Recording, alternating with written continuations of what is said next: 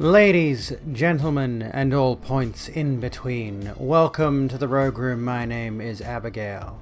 How goes it? Today's been a day, folks. It's an unfortunate day, particularly for transgender teenagers in Arkansas, as you may have seen, or you may not. And if you have not, I'm about to cover it for you. Badger, there you go. You got black lipstick on my finger. I hope you're happy. Not a good day for Arkansas trans teens. Not a good day at all, folks. I'm about to tell you why if you've not already heard the news. If you've not already heard the news. This is okay. Let's make one thing perfectly clear, alright? Banning trans kids from sports in schools is already a bad start. That's already a bad stepping stone to some really bad shit. But Arkansas, okay, what Arkansas just did. You want me to go through this with you? Let me turn this music down, because as banger as this track is, thank you Harris Heller, I need to actually focus on getting the news done. Arkansas has become the first state to pass a bill prohibiting, criminalizing, doctors from providing gender-affirming medical care to transgender youth. Fox, here you go. I'm not going to kiss it because I'm not going to get more black lipstick on my fingers. I look lovely. Thank you, Fallen. Hello, Detroit. Hello, everyone. I hope you're all doing well. This is not good shit, though. This is the opposite of good shit. This is bad shit. I don't even need a posture check. I'm fine. I'm good.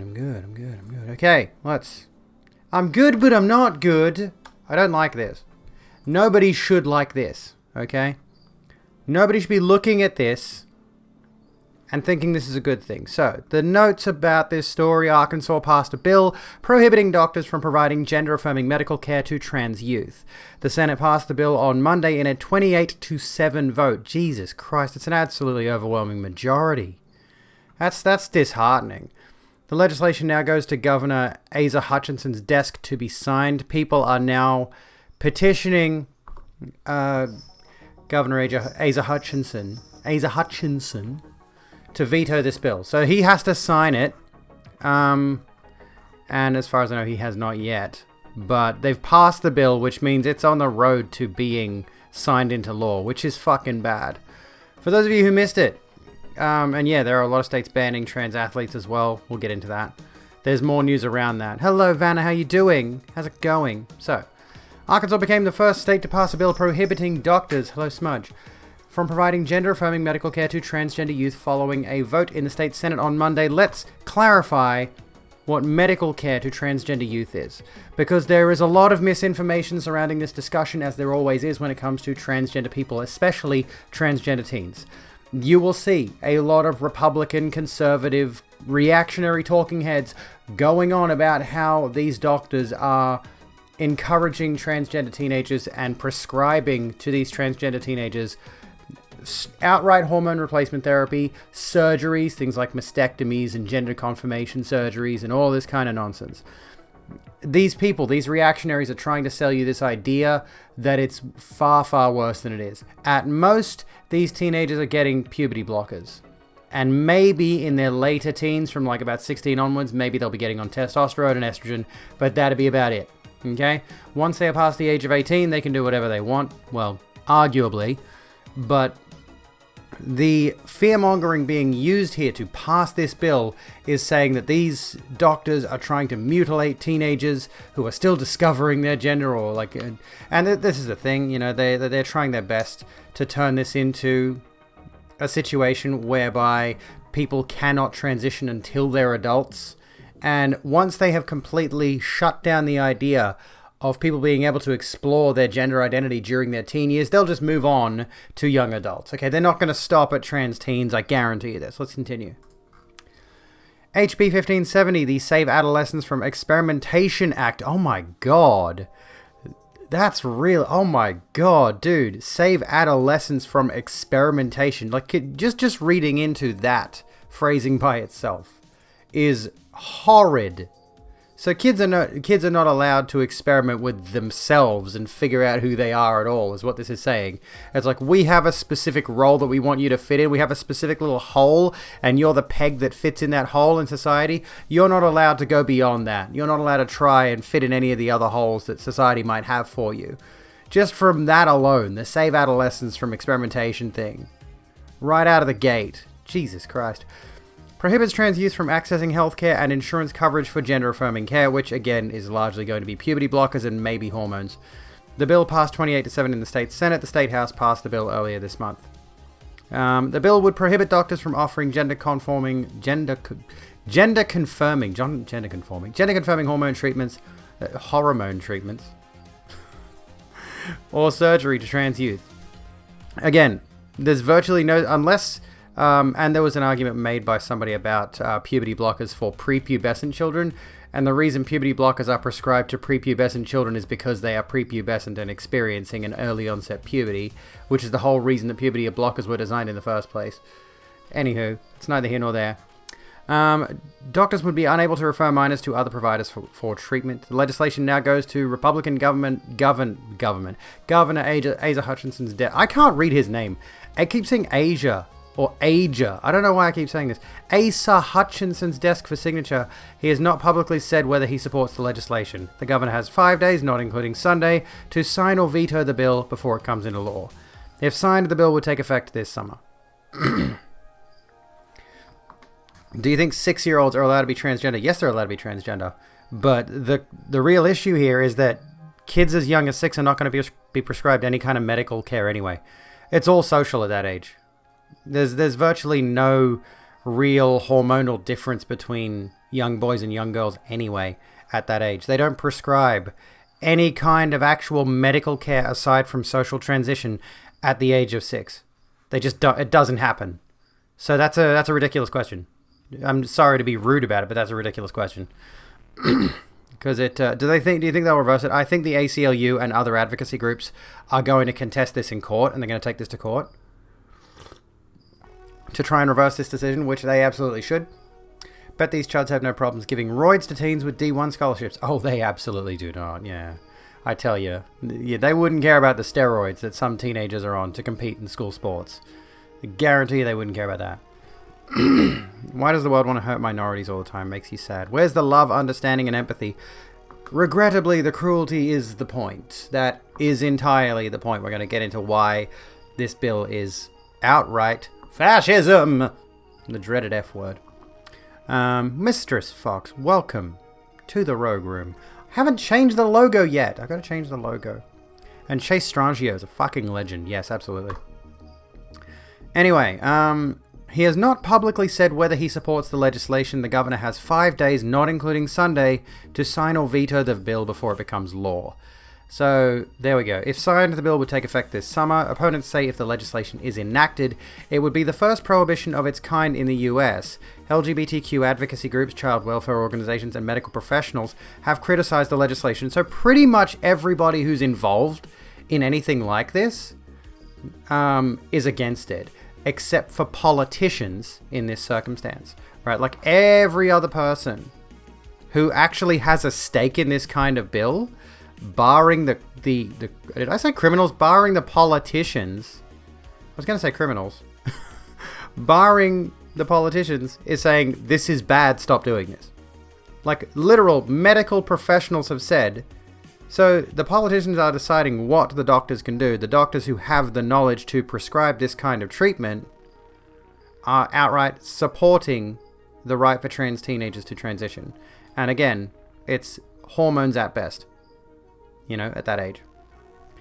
Cheerio, Eater, how you going? What's happening? What's going on? They just pretend those minorities aren't real people and demonize them, so hurting them doesn't feel bad. It's not just that. They have this viewpoint of, oh, we the majority are affected by this minority. And thereby, you know, we shouldn't care about this minority group because there's more of us. Like, that's literally their viewpoint on this. That is their stance on this. There's more of them, therefore they should freely be able to dismiss the rights of this minority group, especially when trans people are like something like less than 1% of the population, is the argument that they're making with this. What's up, Sky? How's it going? We're getting heavy and serious right out of the gate tonight with the Arkansas bill. Medical best practice guidelines from the Endocrine Society, Child Mind Institute, and American Psychological Association all recommend that states provide gender-affirming care for trans children. If Hutchinson signs the bill, Arkansas will become the first state to criminalize the vital health services. It doesn't look like it says it here, but what we have heard, if I recall correctly, what they're saying is that any doctor who prescribes this treatment to trans teenagers, to trans kids, will be facing potential jail time or a $10,000 fine for prescribing this stuff. That's what it's looking like. Studies have shown children who are unable to access gender-affirming care experience higher rates of depression, anxiety, and suicide than trans youth with supportive doctors and families. What a fucking shock that is! Almost like social exclusion leads to serious mental health issues. Funny how those two correlate so frequently. I wonder if there's I've forgotten what the word is. Causation. I wonder if there's a causation there. Anyway. A 2020 study published in Pediatrics found the earlier transgender youth get care, the less likely they are to suffer from depression and suicidal thoughts. Getting gender-affirming care before puberty can slow or stop some of the changes that are more difficult to reverse, like voice deepening, hair growth, and fat distribution. Yes, I would have liked to have gone on puberty blockers when I, sort of first came to realize something was fucking wrong. Instead, I went through an entire natal puberty that sucks a lot of asshole. Arkansas's HB 1570 comes amid a surge of anti-trans bills being considered in state legislatures across the country this year. Insider previously reported that 28 states are voting on anti-trans legislation in 2021, and we're going to get into that. Arkansas has also proposed 2 bills that would prevent trans youth from participating in school sports. What a fucking shock that is. Who would have guessed? Who'd have thunk it? And this is just outright blatantly put through to government, blatantly put through the House, blatantly put through the Senate on flagrant misinformation, on lies that are sold to the populace to get them on the side of the government passing these bills. Like I said before, they're saying that they're giving prepubescent trans kids puberty blockers, which again, puberty blockers exist in such a way that if a child does start experiencing puberty at like age 8, they give that child puberty blockers to stem the tide of it until they are old enough to go through a normal puberty, right? And then they give transgender teenagers puberty blockers from age 12, 14 onwards to stop that natal puberty. Not only did we go through natal puberty, now we have to do it again. Yay, I get a second one. I get a second puberty. Up yours, you fucking losers. I get 2. Except one of them was shit. And I don't like it very much. My voice sucks. And I got body hair everywhere in places I don't want it. You know how awkward it is to shave your tits? I tell you, man. It's not a good vibe. But they look fucking spectacular. Anyway, that's neither here nor there.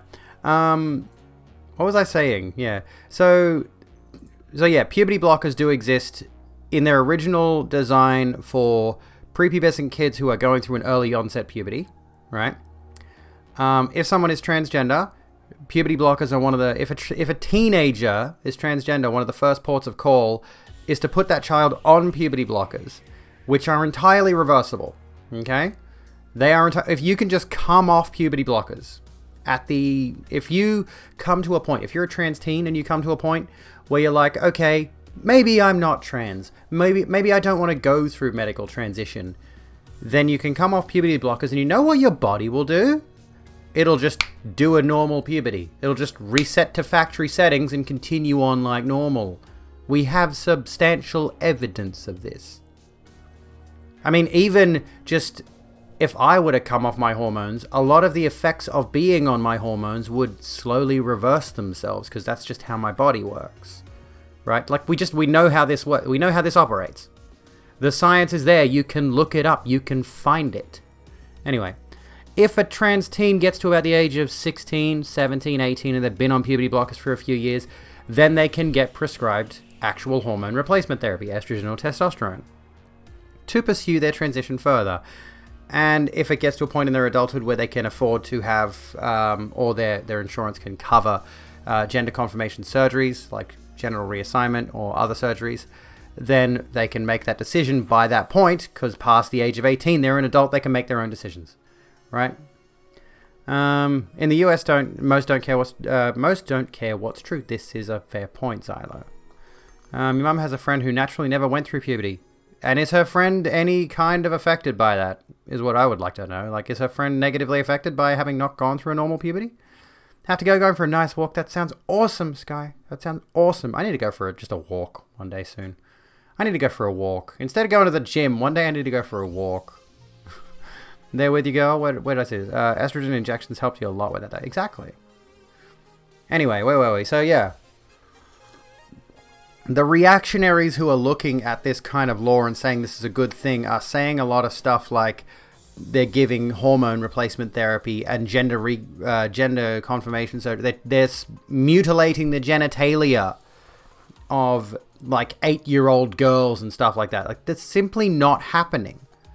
This is simply not happening. There was a conspiracy a little while ago that certain doctors in the US were harvesting the organs of babies in hospitals and telling that the mothers that had these babies that they miscarried or something like that. Like, there was some deep state organ harvesting thing going on. Like, the kind of shit they make up to get angry at is ridiculous. Especially when it comes to medical science. It's absolutely outrageous the way some people act towards this kind of stuff. Anyway, continuing on. There is more. And if we continue on with this, we get to, this was about a week ago, about 5 days ago, Arkansas Governor Asa Hutchinson signs anti-trans sports bill. So, it's looking very likely, if he signed this anti-trans sports bill, same state by the way, it's looking very likely that the anti-trans medical bill is going to go through. And people are petitioning him right now. People are trying to fight back against this. Excuse me. Anyway. Governor Asa Hutchinson signed Senate Bill 354, an anti-transgender bill that bans transgender women and girls from participating in sports, including extracurricular and school sports at the elementary, middle, high school, and collegiate level, consistent with their gender identity. Governor Hutchinson becomes only the second governor to sign anti-transgender legislation this session, after 2 conservative governors rejected similar legislation in Utah and South Dakota. So yeah, there's actually good news. There is actually good news where, yeah, in Dakota they've actually overturned. South Dakota rejects Governor Noem's changes, kills anti-trans sports bill. That's some good shit. The legislative fight to pass discriminatory anti-transgender legislation has been fast and furious. This is what worries me. This is what actually really genuinely terrifies me.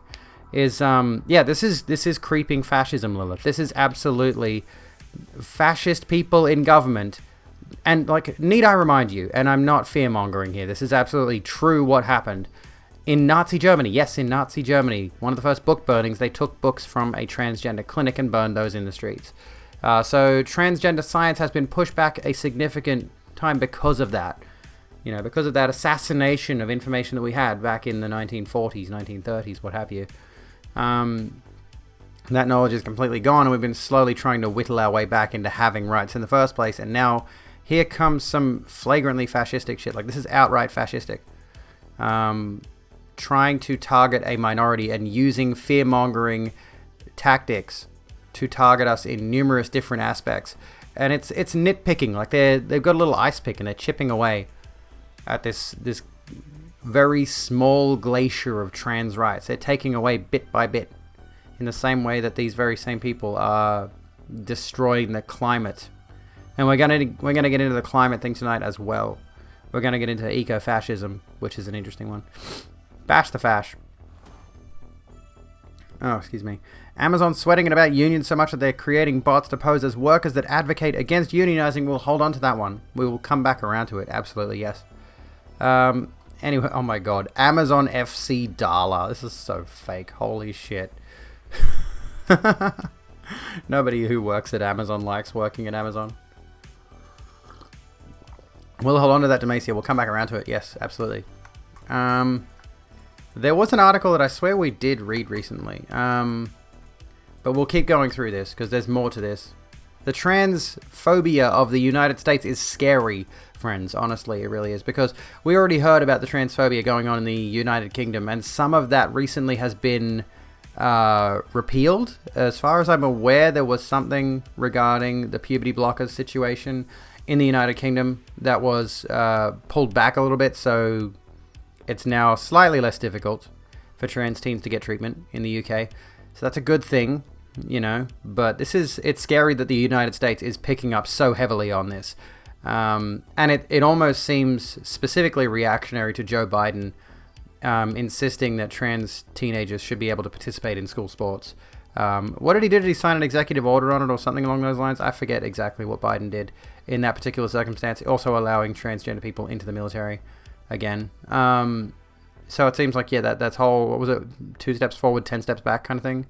The moment that the president actually enacts some kind of legislation around transgender people, and then the states themselves go, well, no, we don't like them, transgenders, we're going to revoke their rights. Anywho, it's scary. It's scary, dude, because there was recently a little bit of, I don't know what exactly it was that was passed in Australia here recently, but there was definitely something along the lines of you're no longer allowed to use any sort of language in Parliament in Australia that is not strictly conforming to gender norms. So you can't, for example, if there was a transgender person in Parliament, I don't know if there is, you would not be able to refer to, say, a trans woman in Parliament as she, her. You would have to refer to them as he, him. If they have kids, that person's a father. Like, they just completely dismiss someone's gender identity because of legislative bullshit. And it's absolutely a control and manipulation tactic. It is designed to keep you in line. Keep this in mind, folks. They are designing this legislation to keep you in line. It's not about protecting anyone. It's about keeping you in whichever lane they decide you belong in based on your genitalia. Enforced misgendering, yeah. People around your area are scary with trans to the point that they will threaten lives. God, that is so fucking terrifying, dude. And I get scared, honestly. There was a bloke, I was doing deliveries either yesterday or today, I forget which time it was. And I was sitting in the car, I just picked up someone's order, I'd sat it in my car, and I was sitting in the driver's seat, turned my engine on, and this bloke who, I don't know, I'm not gonna lie, he looked a bit like what I stereotypically associate with a junkie. He just had that look about him. He was staring at me as he walked past the front of my car, and he did not break contact. I kept looking at him because he's looking back at me. So he's looking at me as he's walking through the car park constantly. And I'm just sitting there I'm just sitting here in my car, dude. What do you do? Why are you looking at me? I'm just sitting here in my car, dude. I'm about to leave. Why are you looking at me? And I'm like legitimately scared. It's like, what if I wasn't in my car? You know, I know I'm not exactly passing, but I get around as feminine as I possibly can, and I know certain people will definitely clock me. So it's worrying that people have this outright disdain for transgender people, and it's based purely on misconception. It's based purely on people being misled by shit like this, you know? And then, well, you know, if we get started on it on social media, people will say to us, oh, you're getting too worked up over nothing. You're acting like the whole world's out to get you. When we say, like, I mean, I haven't really explicitly said the world's out to get me, but for example, if I were to say that, I wouldn't be saying, yes, every single person in my local area is out to get me. The fear is that there are probably people in my area that would want to harm me for being transgender. Right? That is the issue. It's like, we don't know who we can trust out there in the world. We don't know if violence may be committed against us. And stuff like this makes it easier to justify that violence. Stuff like anti-trans sports bills, stuff like the trans panic defense, which Riley Grace Rochong has been actively campaigning against and has been making some progress. I think she actually managed to get the trans panic defense in, I want to say, was it Minnesota or somewhere, shut down. I forget where she got it shut down. You can no longer use the trans panic defense in one state. I've forgotten where it was. I'm the best streamer. Thank you, Fox. Thank you so kindly. I try my best. Anyway, we were here, fast and furious, led by national groups aiming to stymie LGBTQ progress made on the national level and in many states. There are so far 174 anti-LGBTQ bills under consideration in state legislatures across the country. And what bothers me about this in particular is the fact that this kind of thing, the fact that there are this many anti-LGBTQ bills, at the moment trans people are the focus. At the moment trans people are the primary target of this kind of thing. But the moment that they get enough foothold against trans people with these bills, they are immediately going to start going after gay marriage and things of that nature. They're immediately going to start justifying other bills that will repeal other queer rights. They're not going to stop at trans people. Absolutely not. And this is why there needs to be active... honestly, we need active allies in this fight. We need a lot of loud and proud allies in this fight. You know, we need people who are cis, who have big voices. We need them to come out and state their support for the queer community, for the trans community, and outright oppose these bills. We need people in political positions to outright oppose these bills. You know, and we need lawsuits. We need to take this shit to court. Like, they need to take this shit to court. And it's honestly getting to the point where now I'm like, I'm doing a Bachelor of Social Science. Do I switch that to a Bachelor of Law? Can I switch to a Bachelor of Law? Do I start pursuing legal action in this circumstance? Do I become one of those people instead? You know, what happens if it gets really bad here in Australia as well? You know, we already saw that very brief glimpse in Parliament about parliamentary speech, and the thing about the parliamentary speech thing, right? The thing about, you know, you can only use like biological language is the phrasing they're using when referring to people by the wrong pronouns and referring to people by the wrong gendered language. You know, if I as a trans woman would prefer you to call me a mother to my kids, not a father. And that's not a difficult thing for you. That should not be a difficult thing for anybody. But there is, at least on the federal level, at least in federal situations, if I were a politician in the Senate or whatever it was, they would not refer to me in that way. And if it starts with minor stuff like that. That's a micro thing. It's a micro issue, and it extrapolates from there. How much further is that going to go? And is there going to need to be someone like myself or other people in the trans community in Australia? Are we going to need to start working on legislatively countering these same kinds of things? Which is the exact reason why you despise gay people that are for anti-trans legislation. Yeah, stuff like the LGB Alliance, exactly. Not only are you against your own brethren, but you're actively enabling your own downfall in the long term. Yes. This is like I said before, this is a stepping stone to much worse things. You know? Oh, wrong tab. Wrong tab! I just wanted to see the paused picture of myself with a play button over my face. Isn't it cute? I need an emote of that. No. Okay. Of those, 95 directly target transgender people, and about half of those would, like SB 354, ban transgender girls from... It's always transgender girls, by the way. Ban transgender girls from participating in sports consistent with their gender identity.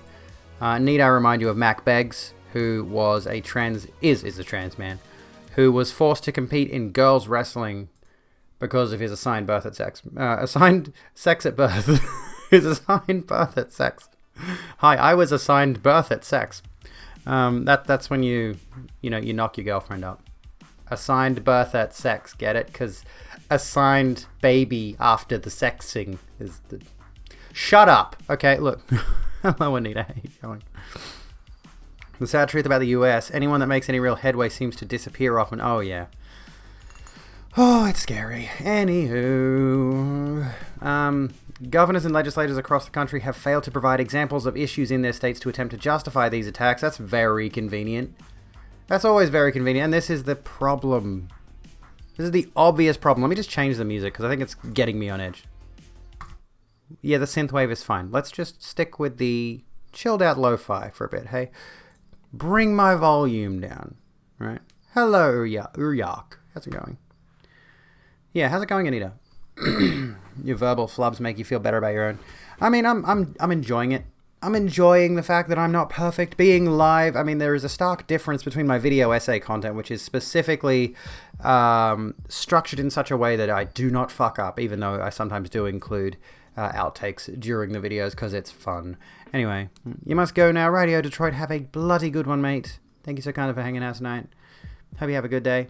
Anyway, what was I saying? Yeah, it's good to be live and see the distinction between a person who puts out specifically structured content and how they are on stream, how they are basically IRL. Maybe not as talkative. Maybe I'm not as talkative in real life. You know, I feel like on stream I put on the show as much as I possibly can. It's a good thing. Anyway, as we were saying, governors and legislators across the country have failed to provide examples of issues in their states to attempt to justify these attacks, which is always the case. If we come back around to the thing of, like, these doctors are prescribing, what was it, puberty blockers and hormones and surgery to children as young as 6, where's the evidence of this? Genuinely, where is your proof? We've not seen any single shred of proof of this. And yet they continue to use this and people just believe it because it came from the words of a politician's Twitter account. You know, and they use that to justify the whole thing. I sound Asian. Okay, first of all, no I don't. I'm well aware that I do not. Anywho, that's a weird thing to say, honestly. Where were we? Laying bare the reality that these are attacks on transgender youth that are fueled by discrimination and not supported by fact, conveniently. Collegiate and professional sports organizations have had trans-inclusive policies for years without incident, including the Olympics. And where are all the transgender Olympians? There's none. There's none of them. And there is no reason Arkansas needs a ban on transgender participation in sports, especially considering that at such a young level, like when it comes to sports, at such a young level, the school years are intensely about learning socialization, right? When you're in a school environment, it's dramatically about learning how to network, quite frankly. You know how we always go on with streaming about networking. You got to learn to network if you want to be a good streamer. Well, that's kind of what school is about at its core level. Is about finding and building those social groups that are going to elevate you later in life, that are going to help you maintain a good social circle, and sports is a huge part of that. You know, the actual athleticism involved is kind of like, it's there, but it's not particularly necessary. You know, the primary factor of sports in schools is about finding a social group. And also just, you know, it does help people develop habits around staying on top of their physical fitness, which is always a good thing. So what is this? Human Rights Campaign President Alfonso David said this: Governor Hutchinson's eagerness to sign this discriminatory legislation is an affront not just to the transgender kids it is bound to hurt, but to all Arkansans who will be... Is that how you say that? Arkansans? I don't know. Who will be impacted by its consequences. Hutchinson is ignoring the ugly history of states that have dared to pass anti-trans legislation in years past, and by doing so he is exposing Arkansas to economic harm, expensive taxpayer-funded legal battles, and a tarnished reputation. Trans kids are kids who just want to play. They deserve that chance. The fact that neither Governor Hutchinson nor the legislator who voted to pass this bill have named a single example of what they are legislating against underscores that this is simply a politically motivated bill for the sake of discrimination itself. Yeah, Arkansans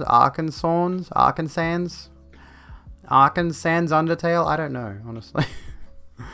Governors who make their state more discriminatory often suffer the consequences and damage their state in the process. And Governor Hutchinson is no different. Yeah, exactly. Pretty much sums it up. Like, I can't really make it any better than that, can I?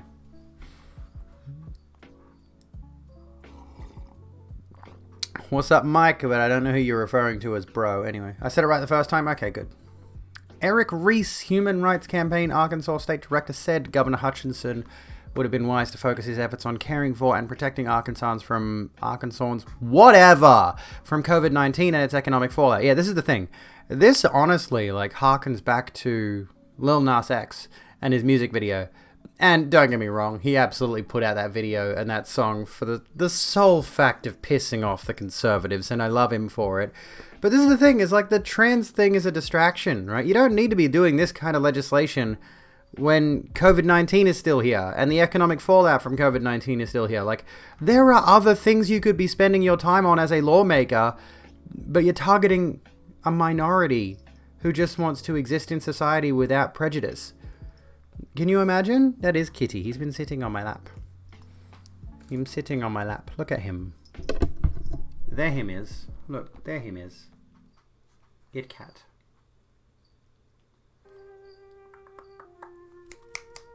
It baby. It baby. Hey, you're pulling on my headphone cord, you dickhead. There is a smudge on my lap. Yeah, they're doing it because they can get away with it. Absolutely. This is an easy thing to pass, right? There are a lot of people who are just like, oh yeah, they're like, the fear-mongering has worked on them. Stuff like dealing with COVID and dealing with the economic fallout from COVID and all of this kind of stuff is a lot more politically difficult for them to work on.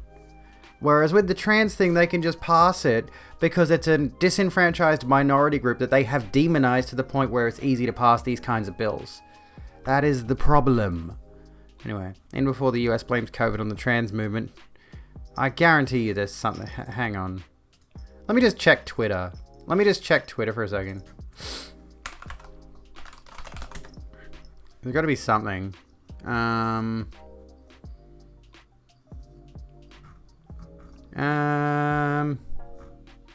thought I might find something on Twitter. No. I'm not really seeing anyone blaming COVID on trans folks just yet. Anyway, where were we? Instead, the bill will likely create economic headaches for the state when Arkansans need help the most. There's no balancing out this discriminatory bill. Transgender kids will be hurt by his actions today, and Arkansas is worse off for his actions. Yeah. This is literally just attacking a group. There's no middle ground with this. He's just attacking a minority group. The state is just attacking a minority group. That's it. With both the... this is about the anti-trans sports bill. And same thing happened with the... same thing is exactly going to happen now with the trans medical assistance, whatever it is. Let's have a look at these here. Look at these bits. Yeah, that's Canada's fault. How you doing, Kiara? Wide range of businesses and advocacy groups, athletes oppose anti-trans legislation. Earlier this month, more than 60 major US corporations stood up and spoke out to oppose anti-trans legislation being proposed in states across the country. New companies like Facebook, Pfizer, Altria, Peloton, and Dell join companies like Amazon, American Airlines, Apple, AT&T, Airbnb, Google, Hilton, IBM, IKEA, Microsoft, Nike, PayPal, Uber, and Verizon in objecting to these bills. And they're doing so because if trans kids get to grow into trans adults, they get to become a part of the capitalistic system just like everybody else does. And isn't that what we all want at the end of the day? More trans people being dehumanized in Amazon warehouses? For the capitalistic system in which we live that completely demoralizes and deconstructs our self-identity in the first place. It's wholesome in a way. Anywho, nearly 550 college athletes have stood up to anti-trans legislation by demanding the NCAA pull championships from states with anti-trans sports legislation. Fucking go on them. Fucking go on them, mate. The nation's leading child health and welfare groups, representing more than 7 million youth-serving professionals and more than 1,000 child welfare organizations, released an open letter calling for lawmakers in states across the country to oppose dozens of bills that target LGBTQ people and trans kids in particular. Dehumanization sounds kinky. What was that meme that I sent to a friend of mine? Hang on. Actually, where is it? Let me find this here really quick. I found a meme earlier that was really funny and I need to share it with you now. It's about trans Twitter. Where is it? It's here somewhere. Here we go. I need to share this with you, okay? Trans Twitter be like, oops, all bottoms. I actually tried searching this tweet and I can't find it. And it's like, it's true though. It's true though. Anyway. Your wife and you used to live in Missouri by Arkansas, and the pure hate and racism drove us out. Oh my god. I can't imagine living in such an environment. Like, I have been fortunate, I suppose, to not live in a social environment where I'm surrounded by hateful people, you know? I've heard certain people in my life say some questionable things, but I've never heard anyone who is outright despicably hateful against race. Oh, well, actually, no. We did see a, see your bottom bullying meme in Discord. I'll have to find, oh, yeah. Hang on. Me, a bottom, other bottoms. You can't see the whole thing. Anyway, what was I saying? I forgot. Oh yeah, like, there have been a few people in my life who are no longer a part of my life who were, this is especially relevant to like recent events. I did mention there was someone in my life, I think I posted this on Twitter in a thread. There was someone, or a few people at least, who were very vehemently against Asian people in general. Very racist towards Asian people. That is about the extent of it. I think some of those same people were pretty transphobic in a lot of jokes they made. Jokes about she-males, jokes about chicks with dicks and things like that. But it was never the level of vitriol that I heard against Asian people for whatever reason. And I no longer spend time around that group of people for those reasons and others.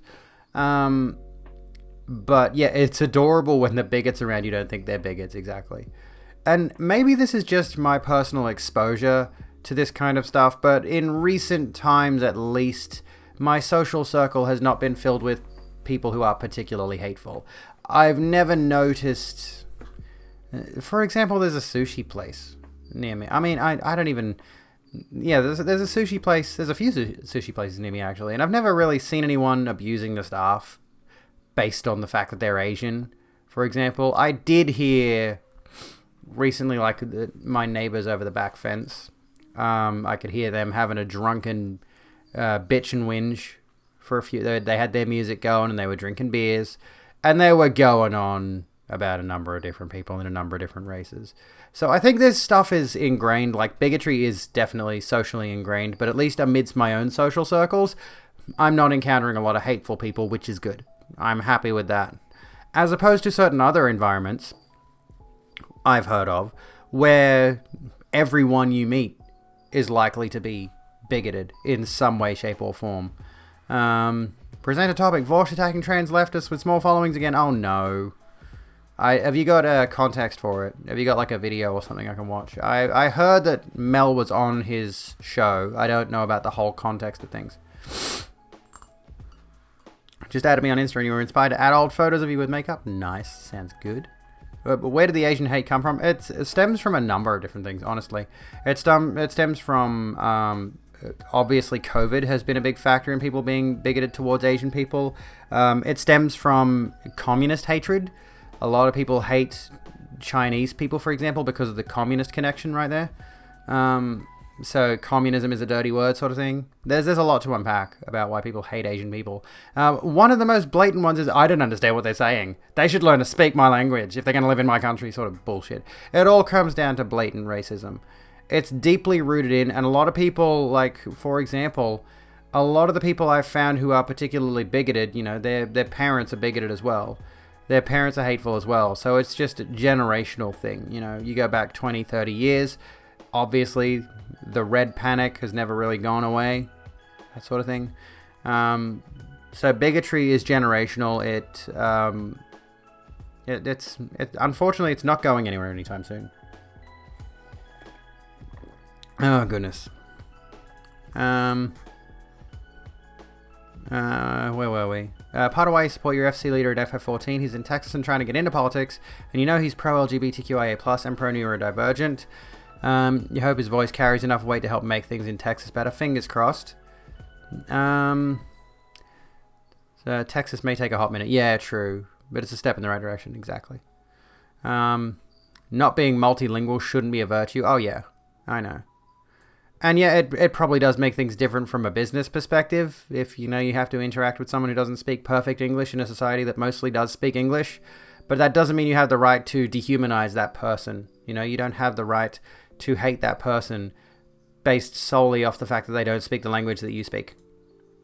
Love the irony of Australia being like coming over here not speaking the language. That's literally any white supremacist nation, though, really, at the end of the day. Here's a timestamp of the debate. All right. We'll come back around to that in a moment. Just let me finish up with this Arkansas bullshit. We've also got another topic about Amazon that we're going to cover, because Demacia dropped that on us, so we got to do that, and then we'll do some Vorsh. Sounds good. And then we got some other stuff to get into tonight. I want to talk about ecofascism. But anywho. Which was honestly something I should have done a little while back. But anywho. Oh, sorry, cat. I just headbutted him. Well, I just elbowed him in the head. Anyway.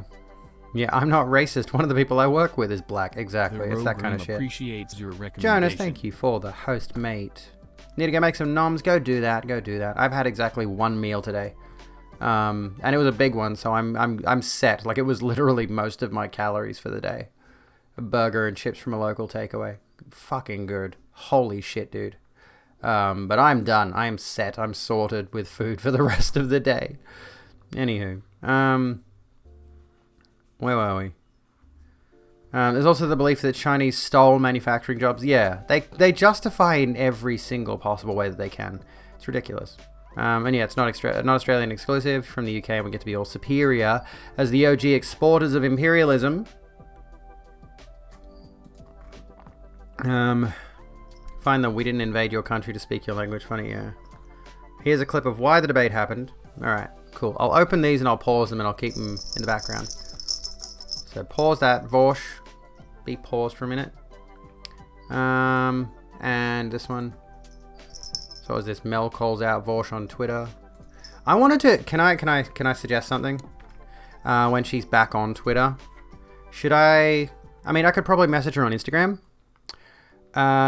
Should I message Merrick DeVille? I want to have her on to talk about the sexual mutual aid thing. I know she's probably going to say no, or she's probably just going to ignore me.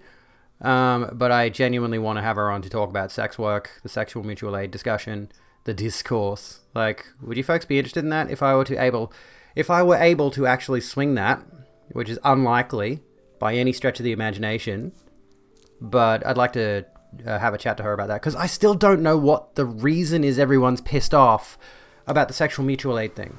I don't get it, and I would like to understand it. I'd like her to explain why there was so much backlash to the idea. Well, she did meme about the resurrecting the discourse slightly before getting banned on Twitter again.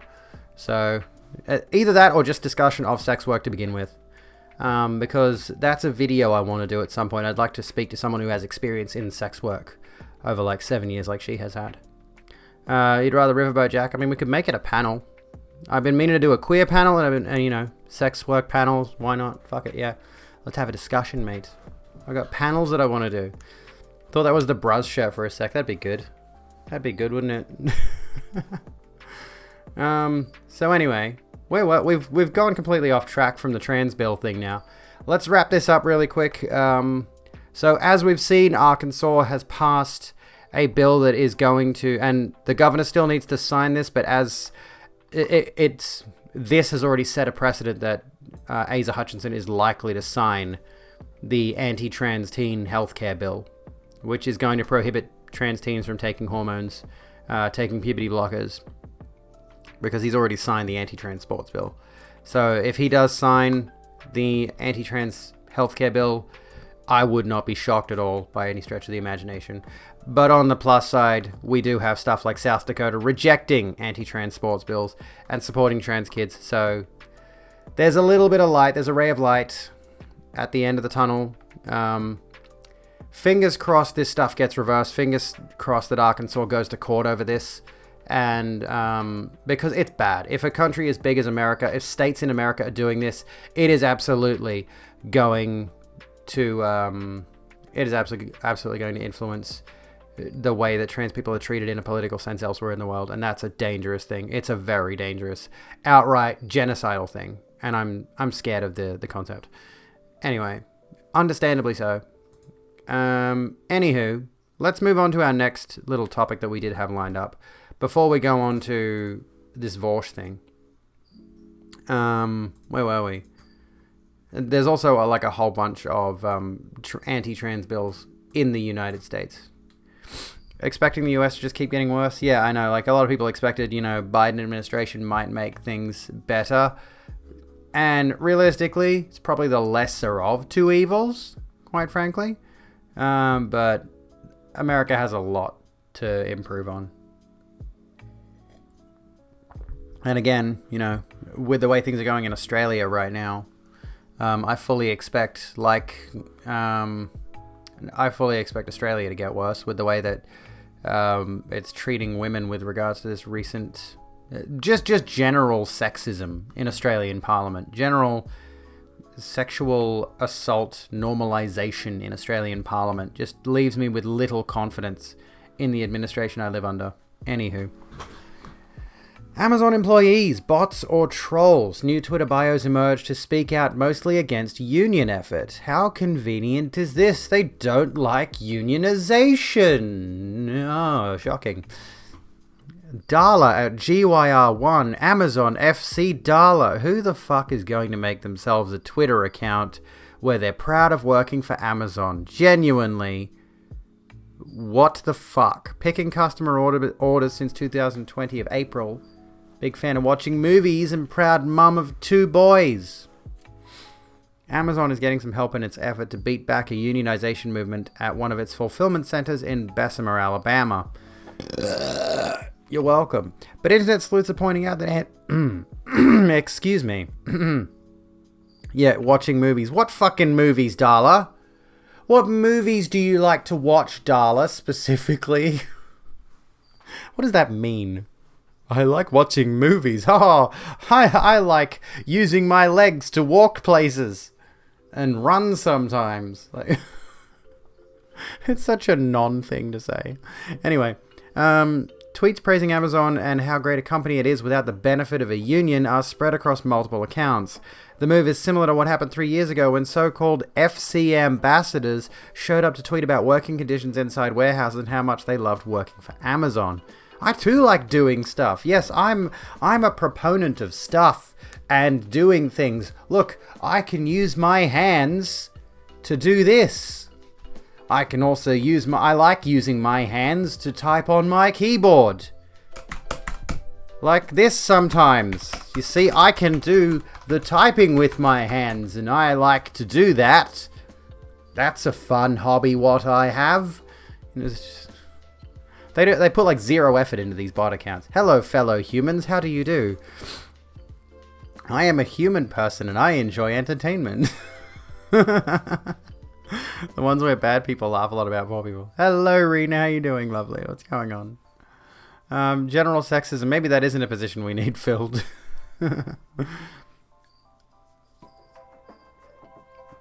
Oh yeah, Darla's a bot for sure.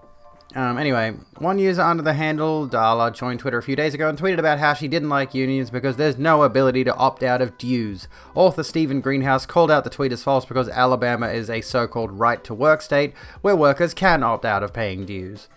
Aside from smart tech folks saying this is a fake AI-generated profile, what Darla says is false, as Amazon well knows, because Alabama is an anti-union fee state, a so-called right-to-work state. Amazon workers there have the right to opt out of paying any union dues or fees. The Turing test is against unions. Hello, my name is Johnny, real person, and I think Amazon is a much good company. Oh, hang on. Let me change the title.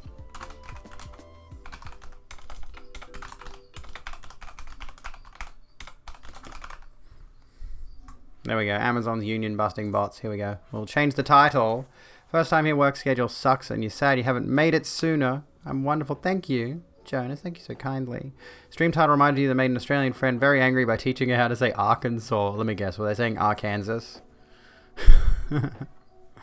Where were we? Some of the replies on Darla's heavily ratioed tweets.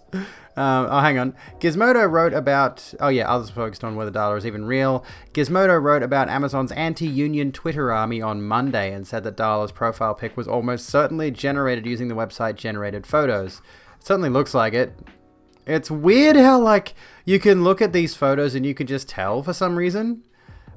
Even though they look very real. They look very, very real. I feel like I know who's going to win this poll.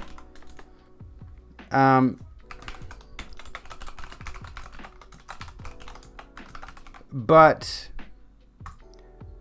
yeah, they look very real, these faces, but it's like you look at a real photo of a person and there's an imperfection with it in some way, shape or form, unless the photo is professionally taken. And even then, professionally taken photos have flaws in them, minor flaws in them. And the thing with these face generating bots is there's never any flaw with them. Everything about the way the photo is taken is perfect. The way they're smiling, the way they're looking at the camera. There's no minor flaws. There's not a hair out of place. It's just absolutely perfectly laid out. And I think it's that uncanny valley thing where it's like, I can look at this and say, yes, that looks like a real person. But there's something wrong about the way that they look. Welcome back, Common enemy. Supporter of the cause. Why is my audio so fucking loud, dude? Thank you for the 2 months of Prime, mate. For that, you get to turn on the queer AF sign that I forgot to turn on. 2 streams in a row now. Not that it really has much of an impact. Do you like my little fireworks light that changes colors? It's a cheap piece of shit from a smoke shop, but it's kind of cute. I want to put more lights on those shelves. Because cute lights and stuff. I want to get a scent diffuser. Honestly, there's a really there's a really cute color changing light smoke scent diffuser, smoke scent diffusing thingy. But yeah, anyway. There's not a hair out of place, ignoring the casual eye hanging over their shoulder. People's faces aren't symmetrical. There are some people whose faces are symmetrical, and it's really weird. You look at them and they're like, what is wrong with your face? And the problem is, there's nothing wrong with their face. That is the problem.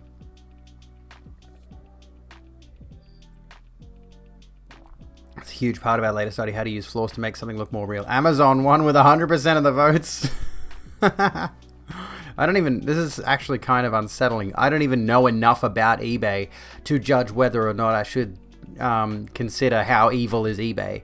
You know, I barely hear anything about eBay, but we hear about Amazon all the fucking time, especially lately, primarily because they are one of the wealthiest corporations in the world. But anyway, Gizmodo wrote about Amazon's anti-union Twitter army on Monday, said that Darla's profile pic was almost certainly generated. We already covered that. Some of the replies on Darla's heavily ratioed tweets are especially fun from a bot or not perspective. One user borrowed the interrogation technique from the film Blade Runner and asked what Darla would do if she came upon a turtle struggling on its back in the desert sun. The question in the 1982 sci-fi film was meant to provoke a specific emotional response from so-called replicants being sought by futuristic cops. Man, I gotta rewatch Blade Runner. That movie is so fucking good, dude. You called it. You can't buy human organs on eBay anymore. Anyway. An Amazon spokesperson told GeekWire late Monday afternoon that Darla is not an Amazon FC ambassador. It appears that this is a fake account that violates Twitter's terms, the spokesperson said. We've asked Twitter to investigate and take appropriate action. Real weird that Amazon has a persistent problem with fake accounts on Twitter claiming to be overjoyed warehouse workers. This tweet is from 2019. Wait, wait, wait. This is so great. Remember those extremely real Amazon workers who were tweeting nice things about working there? Well, Leo is now Sierra, Michelle is now Sarah, Rick is now James. Oh yeah, Amazon owns Twitch, so I'm never going to get partnered on this platform. Anyway, my name is Leo. I'm an Amazon ambassador and Rebin at Jax 2. Any questions about the FC, just ask. I'm also into riding motorcycles, the beach and or pool. Yes, I too like to ride the beach. I'm retired public service, Newark, New Jersey, CR7, support Portugal National Soccer Club and Sporting Football Club. Who writes like this? Who's fooled by this shit? Honestly. It reminds me of when you see scam emails. You see like your nana got a scam email. And she's like, Darling, could you help me have a look at this? They said that my bank account is going to be closed unless I send the bank $30,000 to this specific address. And you look at the email and it's the most broken English shit in the fucking world. Nobody would fall for it. However, there are, like, the reason that none of us fall for it is because we're smart enough to look through the lines and be like, okay, this is some blatant fake bullshit. We see all the messages. We see all of the little hints. And the reason that scam artists will do this kind of specific broken English, completely unintelligible bullshit is because we're not the target. People stupid enough to not make the connection are the target. Yeah, there are people who fall for it. Most people won't, but there are a percentage of them that will. They won't look too deeply into it and they'll think, oh, this must be a legitimate thing. I'll totally go along with this. Amazon has a monopoly on evilness too. No, keep in mind, Google took don't be evil out of their mission statement. Anyway, coming back to these weird tweets. Hi, I am Michelle. I am a PIC ambassador and trainer at BF14, or BFI4, sorry, in Kent, Washington. Sarah? If you have any questions about what it is like to work at an FC, feel free to ask me. I am passionate about my family and love to cook, bake, and garden. It gives me peace. James, Amazon FC ambassador. Hey Twitter, it's Rick. James, bitch. it's Rick James, bitch. I'm sorry. Everything makes me laugh. That's great. I am a pack/sort ambassador here at Amazon. When I'm not at Amazon, I like to travel, and I am a big foodie with a capital F. Spending time with family and friends is capital I, a big thing for me. Boston Terriers, capital B, capital T, are the best, exclamation mark. Even better if they are a rescue. Any questions, just ask, exclamation mark. Real person, by the way. Do you like my robot voice? Oh, goodness me. Anywho. Evil isn't very effective as an adjective. Dehumanizing, quite literally dehumanizing because they're employing robots as their social media ambassadors. Anyway, Business Insider also reported Monday on the surge in apparent Amazon employee accounts. Real trolls may very well be creating fake accounts to bash unions, whether they're fans of Amazon as a non-union workplace or just fans of messing with people on the internet. The mix of real employees, bots, and trolls is further complicated by the fact that very real accounts associated with Amazon and executives who work for the company have also been tweeting in defense of the tech giant lately. So let's have a look at this. Amazon wades into the pee bottle thing. I forgot about the pee bottle thing. Where was it? You don't really believe the peeing in bottles thing, do you? If that were true, nobody would work for us. The truth is we have over 1 million incredible employees around the world who are proud of what they do and have great wages and healthcare from day one. And yes, I do believe your workers. You don't. Oh my goodness. I'm sure you remember the pee bottle discussion. Yeah, on whether its workers can catch a break on the job. To publicly fire back at a Wisconsin congressman's tweet about working conditions at the company has turned into a bit of a PR mess, complete with pictures of bottles of urine. Hey, Graves. Paying workers $15 an hour doesn't make you a progressive workplace when you union bust and make workers urinate in water bottles. Are there pictures? Oh, we don't have the pictures. Oh, well. We don't get pictures of pee bottles. I'm sorry, folks. Recode reported Sunday that appreciates your recommendation. Graves, thank you so kindly for the host, you lovely person. How are you doing, by the way?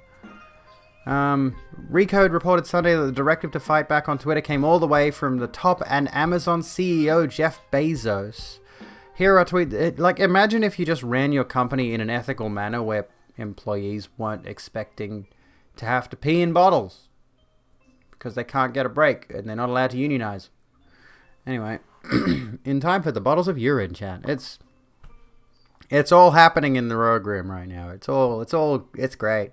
Here are tweets from a few more accounts, including OK4at, another happy Amazon employee who joined this month and has one anti-union tweet. The bio image on that account was lifted from a photo of the viral YouTube star's Dude Perfect. Wait, seriously? Amazon didn't even really try with this one. Oh, dude, fuck. Husband, father, happy Amazon employee. Unions are good for some companies, but I don't want to have to shell out hundreds a month just for lawyers. That's literally, legitimately hilarious. Holy shit. Fuck sitcoms, fuck stand-up. Just look at Amazon's social media shenanigans. Right?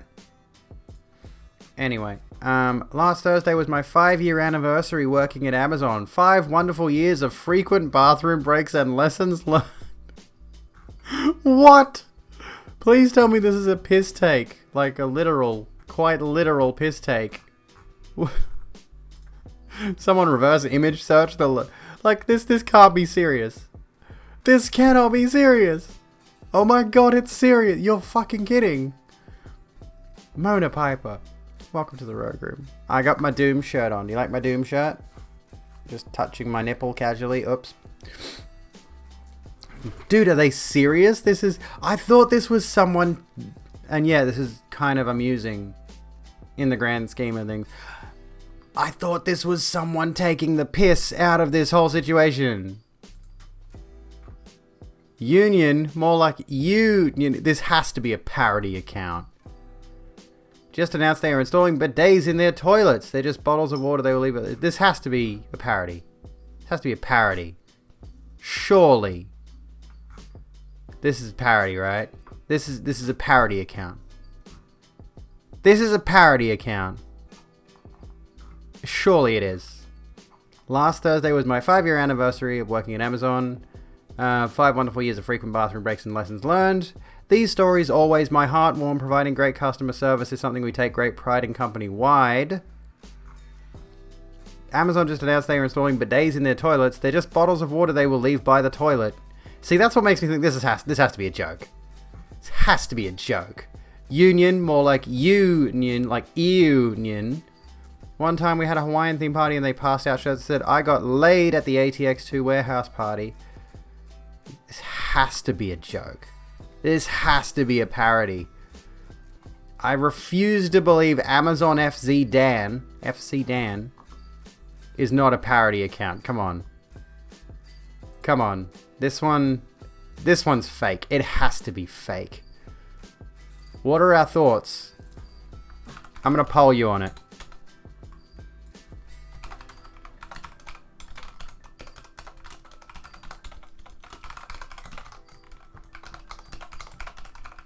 When's the first date? When's the first poll? When's the first tweet dated? 11 hours ago. Oh, whoops. Apparently. 11 hours ago. Has to be fake, dude. How recent is this article? This was published yesterday. Or today. It's hard to tell. Could be an American site. That one has to be parody. What's the, yes, no, unsure, it's a bit of a mess. It's got to be a joke account. It's got to be someone taking the piss. Surely. Oak 4, full-time packer problem solver by day, full-time Stan State student by night. I'm happy to be able to share my experience working at the #1 facility in the network for almost 6 years now. Gary, we can free you. You do not have to and should not be subjected to this. Oh, fuck. We can save you. Gary, we can save you. Like, is the company just telling them to make these... Like, either they're bots, obviously. Either they're bots, or these are... Like, the company has a policy where it's just like... you have to make a company Twitter account and then tweet in support of the company on a semi-regular basis. Is that what's going on? This is a weird scenario, man. Yeah, it's probably incentivized too. Probably reward them. I still think Dan is fake. Like, this one is just too perfect. This is too perfect. This gives it away. This has to be a piss take. This has to be satire. They're just bottles of water they will leave by the toilet. That has to be satire account. Has to be. Maybe they give him a can of soda for tweeting. You get 1 can of soda and then you're not allowed to use the bathroom throughout your entire 12-hour shift. You have to piss in a bottle. So basically the outcome is unsure. We've got yeses and we've got nos. We're not sure if Dan is a parody or not. Julia, thank you for getting black lipstick on my finger. For Billy. Gosh dang it. So where are we? You've actually worked somewhere where they wanted to make employees blog or Glassdoor about how great working there was. Oh, gross. God, that's gross. I hate it. Thanks, I hate it. Thanks, I hate it. Anyway. It's too knee. I feel like that's not finished. Sorry, cat. I gotta nudge you around a bit because I'm itchy. Anyway. So yeah, bots or trolls? That's actually a good question. That's a good question. Amazon employees, bots or trolls? I think we can conclude some of these are definitely bots. And I think some people are definitely trolling the whole situation with Amazon by making these fake accounts and taking the piss. I feel like Dan has to be a parody. Dan is certainly a parody. Has to be. We need a mods lewd emote. What's a mods lewd emote? I need a lewd emote. It's too new. It's the date on the account. Oh yeah. It's too new. Want a lippy recommendation? Absolutely, but I mean I probably can't afford it, honestly. You can get black lipstick on your fingers anytime. Oh my. Look at their likes. Yeah, they had like no likes. There we go. I did very lightly on that one. You can only just barely see a bit of black on it. I'll wipe it off of my chair because that's a good thing to do. Anyways, so yeah, Amazon trolls, Amazon bots. All right, let's have a look at Vorsh.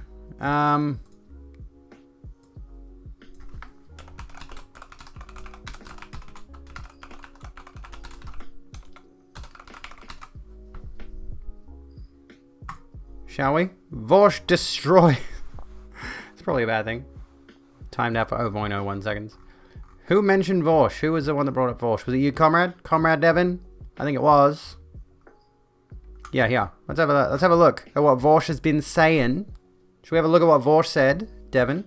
So how much of the clip should we watch? Let's watch out. I think the first bit of context is this is from February 14th. So we'll watch the bit of context first. And then we'll watch the actual debate. Mel calls out Vorsh on Twitter. Drama! It's some drama, boys and girls. Pass check. Thank you, Hacklin. How you doing? You know what? I need a choker that is a sword. And there is one that I want to get once I have a bit of money set aside. Anyway. Mel is being a weasel and tagged you. I don't think it's being weaselly to tag me. If anything, isn't tagging a person being the opposite of being a weasel?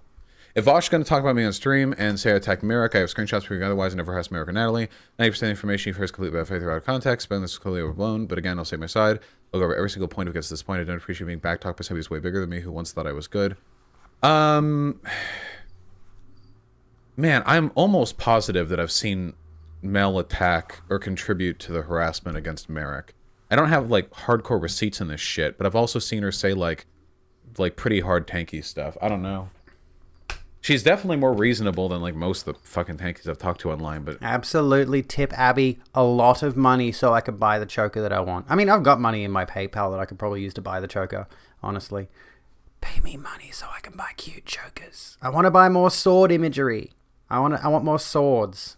Just everything. I want sword braces, sword necklaces. I want a sword just to sling over my back. I want to walk into the uni with a katana and just like chop down some people who get in my way. I want swords everywhere, just swords. You know, have you ever seen the Swords webcomic? It's great. You should go follow the Swords webcomic. Oh my goodness. No, thank you for our sword fund woo. Sword fund. Can we get some sword fund in the chat? Can we get some sword fund in the chat? I need to set up a new little goal over here that just says sword fund. And it's just a tip jar. And it's just sword fund for swords so that I can get as many swords as I want. I like swords. Sword necklace, sword shirt, sword hat, a sword. Look up Swords webcomic. It's the best. It's a... Hang on. Billy, let me stop you there for a second. Cat, would you kindly go over there? I don't need to buy Frostmourne. I have the fucker already. Like, I have Frostmourne. You probably shouldn't hold it by the blade. But anyway, it's like a cheap replica knockoff. But it's fucking sick. Like, bruh. Look at the detail on it. I got Frostmourne, baby. If I could, I'd paint the runes, but I don't want to ruin it either. It'd be awesome to paint the runes that blue color. But it's nice. I want to like lick it, but it's covered in dust because I don't take care of my stuff. No, I'm not going to do that. It's a Lil Nas X sword. Yeah, don't fuck with me. I'll sharpen this. It'd probably, like, if you were to hit somebody with this, the whole thing would just fall apart, honestly. It's that flimsy. It just sits in the corner and literally collects dust. Anywho. Can I put you just there? Is that a teeny bit of a adjustment? And it gets screen space. It gets screen space nowadays. Check it out. My sword in the background there. I mean, I would put it somewhere like on the, like resting against that or something if I could, but there's nowhere I can put it that it wouldn't fall over. Can I get a sword stand? Can I get a sword stand? That's an idea. I think it might have came with a mount, but it's... Oh no, sorry, my lightsaber came with a mount. I need a sword board. Yes, indeed. Anyway, more tips for more swords. I want an actual, genuine samurai katana, but that shit's expensive. Like an actual historical katana. Even just a replica historical katana, not that weeb shit from anime. There's a shop not far from me where I got that one, actually. And they have like little replica katanas, but they're all from shitty kids anime shows. And I'm like, I don't want that shit. I want an actual, genuine... Yeah, a Hattori Hanzo sword? Yeah, why not? Is this a conversation I want to have? Let's continue with Vorsh Those here. replies, little here. Can I just bring up really quickly? You've got Gazpork Industrial donating $25 here. Had this discussion on Facebook, on a Facebook streamer group recently. Or like today, like literally today. Somebody was talking about, should you donate to streamers? And I went into the comments and I was just like, let's clarify this right now. You do not donate to streamers. You do not donate to streamers. Streamers are entertainers. We're like buskers on the side of the road, right? Like playing a guitar or whatever.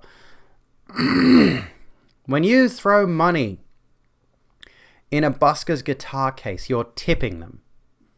That's what you do when you give money to streamers. When you sub, when you cheer, when you literally pay them through PayPal or whatever, you're tipping. Donations are for charitable organizations. We have to clarify this. The terminology is important. Donations go to charity. And if you make a habit... Julia, thank you for the hydration. Oh, well, hydration for Billy instead. If you make the distinction that you are being donated to on a regular basis, your bitch ass can get in legal trouble, mate. Say tips. Say tips. Anyway. And I'm going to do a charity stream in the not too distant future regarding children's brain tumor, like a children's brain tumor foundation.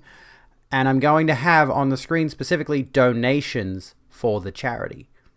Tips go to me, donations go to charity. Anyway, back to Vorsh. Just the tips. Wait. So I'm impugning her uncharitably, but this person says Vosh is culture war alt-righty shit IMO. And I got the blanket from Dangerfield, which is also where I got this awesome pinafore that I'm wearing. But anyway, I think it might be out of stock, unfortunately. There is a cushion. If you go to Dangerfield and you look up emotionally, just the phrase emotionally, you should see at least the cushion which has the same design on it. They get 16 likes. in response for that? What the fuck does that mean? Vosh's culture war alt-righty shit? What the fuck does that mean? Drama. Keep in mind, I've only watched a very tiny amount of Vosh's streams. I've watched his YouTube videos, which, you know, YouTube videos are designed in such a way. I mean, what I've heard of Vosh is that he streams specifically so if he says something wrong, people can call him out on it. Like, that's the reason he streams the way he does. And he can correct whatever course he's on, you know. Never watched anything of his until the latest debacle. 2 minutes and I was like, this man is a fascist using Marxist jargon every so often. What? That's some bullshit. I don't understand the internet at all. I will never understand. Look at the jug. Can we talk about that jug? Look at me with my pithy I think he's being shaker. sarcastic. Do you think... Really? He made the tweet, and then he substantiated the tweet, and now months later he's quote-tweeting the tweet to substantiate it again. I don't think so. Fuck Vosh, fuck Vosh. Vosh is generally trash. Dude is a fucking loser. Vosh only cares about being right. What? Vosh only cares about being right. He won't let a little thing like the truth get in the way of that. This is so close to being deep. It's so close, but it's so far. It's so close, but it's not close enough, okay? Okay, I guess out of context, this does look pretty bad. Yeah. From replyguys.text. I sexually harassed a girl 2 years ago. There's a video about it on my channel. So now it would be 4 years ago. Fuck. So what's that about? Delete? Nah, I think that's cowardly. 4? Yeah, right? It's 2021 now. So it was 2019 then. Context? Oh yeah, you guys probably don't know, right? Oh wait, also, what's the point of blurring my @ when you keep the name? Wait, what's the point of that? Wait. We're reacting to this, and then we're going to react to whatever the situation was with Mel that he had on his podcast, his stream, not podcast. Which is why I use that word, because you've worked for charities, pissed you off since the start of your Twitch life. Yeah, I've always been a proponent of use the phrase tip and not the phrase donate. Donations are different. They have a different purpose. Why do people drink water out of comically large containers like you better be drinking all of it? Yeah, get that hyperhydration in. Actually, there is a critical point at which you should stop drinking water. You should stop putting water into your body after a certain point. Because there was a woman who drank enough water that she ended up dying from it because she put too much in. Make sure to get the daily amount. I think this is probably close to the daily amount of my hydration so far. He sent sexually explicit messages to a fan after she repeatedly asked him to stop. There we go. And he concedes that point. As far as I'm aware, he has actually conceded that point and been like, yeah, I fucked up there. Which is, you know, good. Accept your flaws. Realize your failings. Wasn't that because she didn't pee you to a competition? I think so, actually, yes. Wait, hold on. Anyone that has a portrait of themselves in the background is a worrying sign.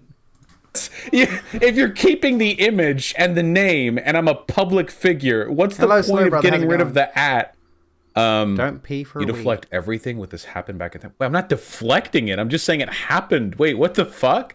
How is it deflecting? Man, do you people not watch any of my fucking videos? It was like super creepy to a girl like 4 years ago. It's not good.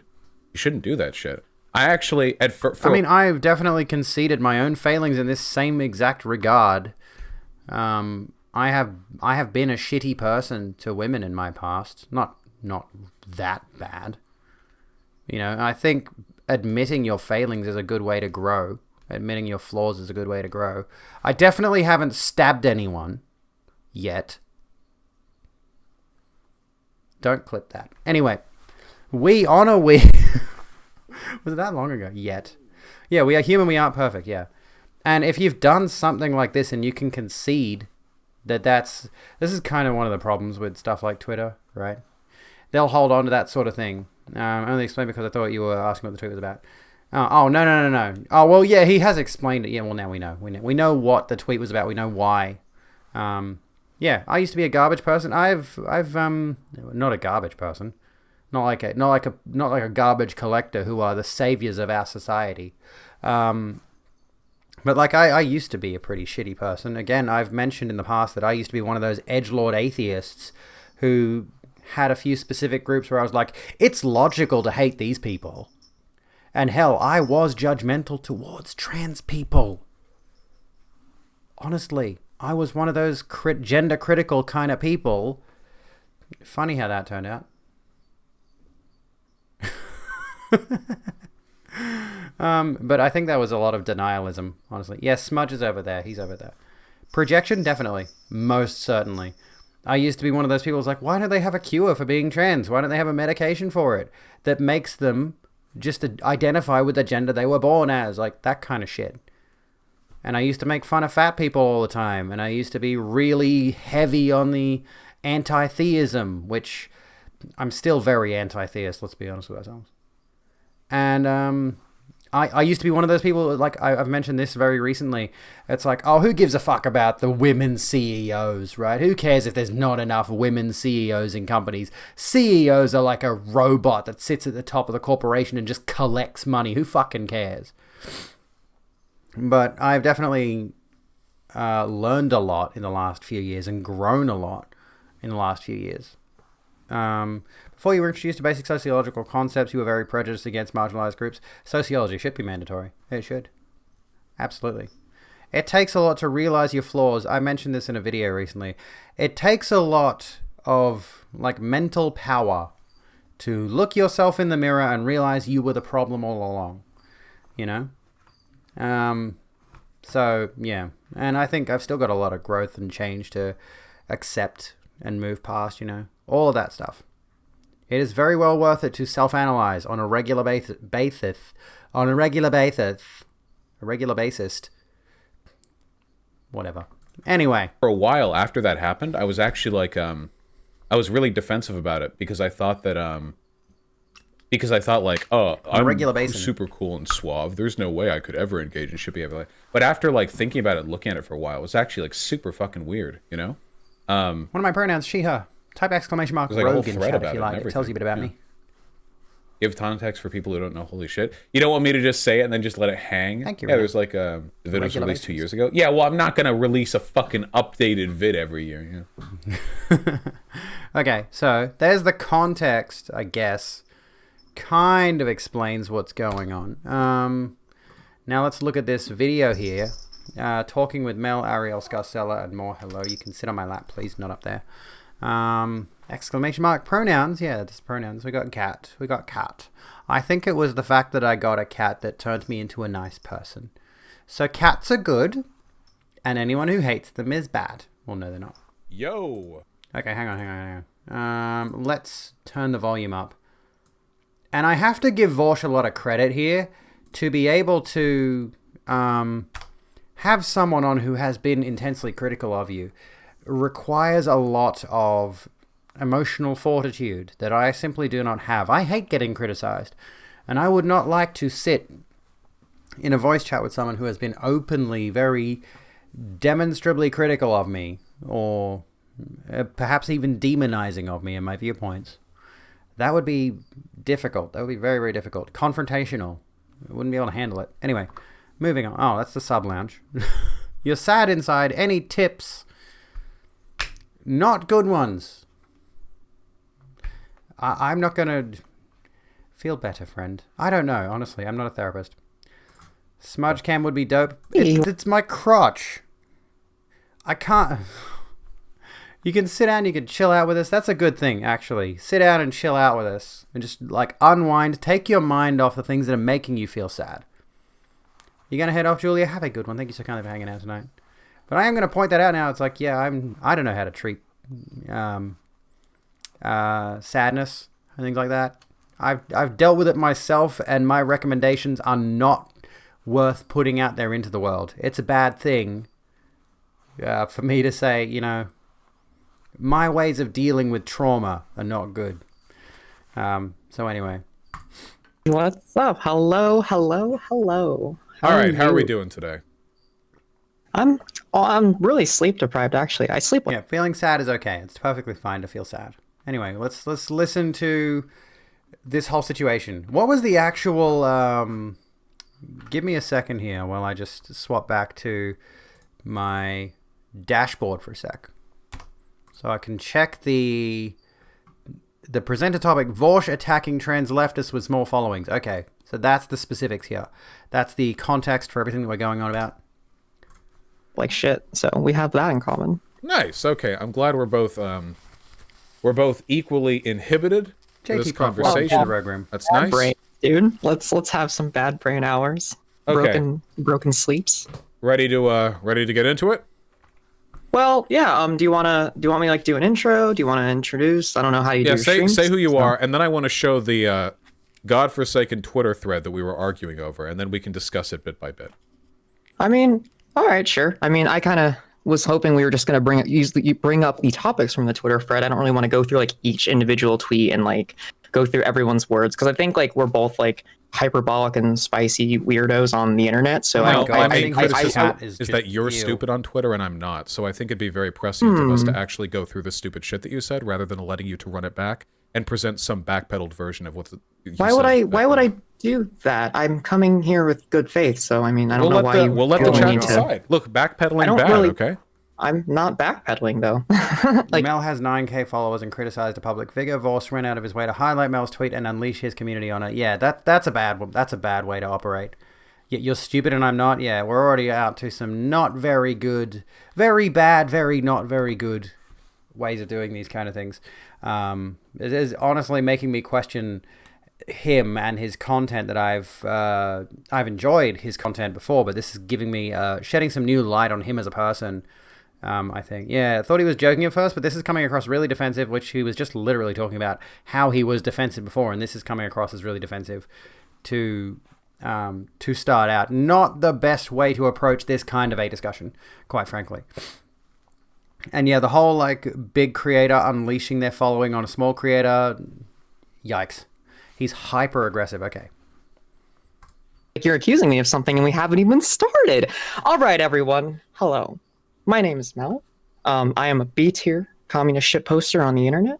I am D2G's favorite commie. I kind of hang out in the broader leftist sphere. I talk about communism. I talk about politics. And I would love to talk more about queer. So hang on. I think he was super mean to her because Mel is a genocide denier. Well, that's not a good take to begin with. Like, denying genocides is not good, especially, you know, being a trans person and a genocide is currently happening against us to begin with. Don't deny genocides, folks. They are happening. Stuff. But in America. because I'm a trans femme. Pronouns are she, they. So if you like neopronouns are the fucking best. Everyone should use them. They're 10 out of 10. And that was kind of cringe to, I mean, neo-pronouns, fine, go ahead, but like the making a big deal out of it sort of situation. Anywho, Mel gained roughly 1k followers during / after this, which is honestly kind of the way these things work out anyway. Someone like some smaller creator going onto a bigger creator's channel is always going to benefit the smaller creator at the end of the day. Ultimately, they're gonna gain followers from it. Whether those followers stick around and become regular viewers is an entirely different issue. Big Boy Gamer, welcome to the Rogue Room. How are you doing tonight? The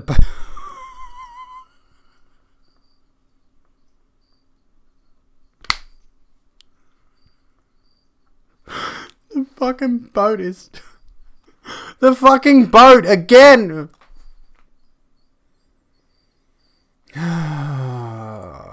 Christ on a cock. What was that tweet that I saw about the boat where someone was like, imagine being another one of the barge pilots in another barge and being like, imagine that they finally get the boat free and you have the capacity to do the funniest thing in history.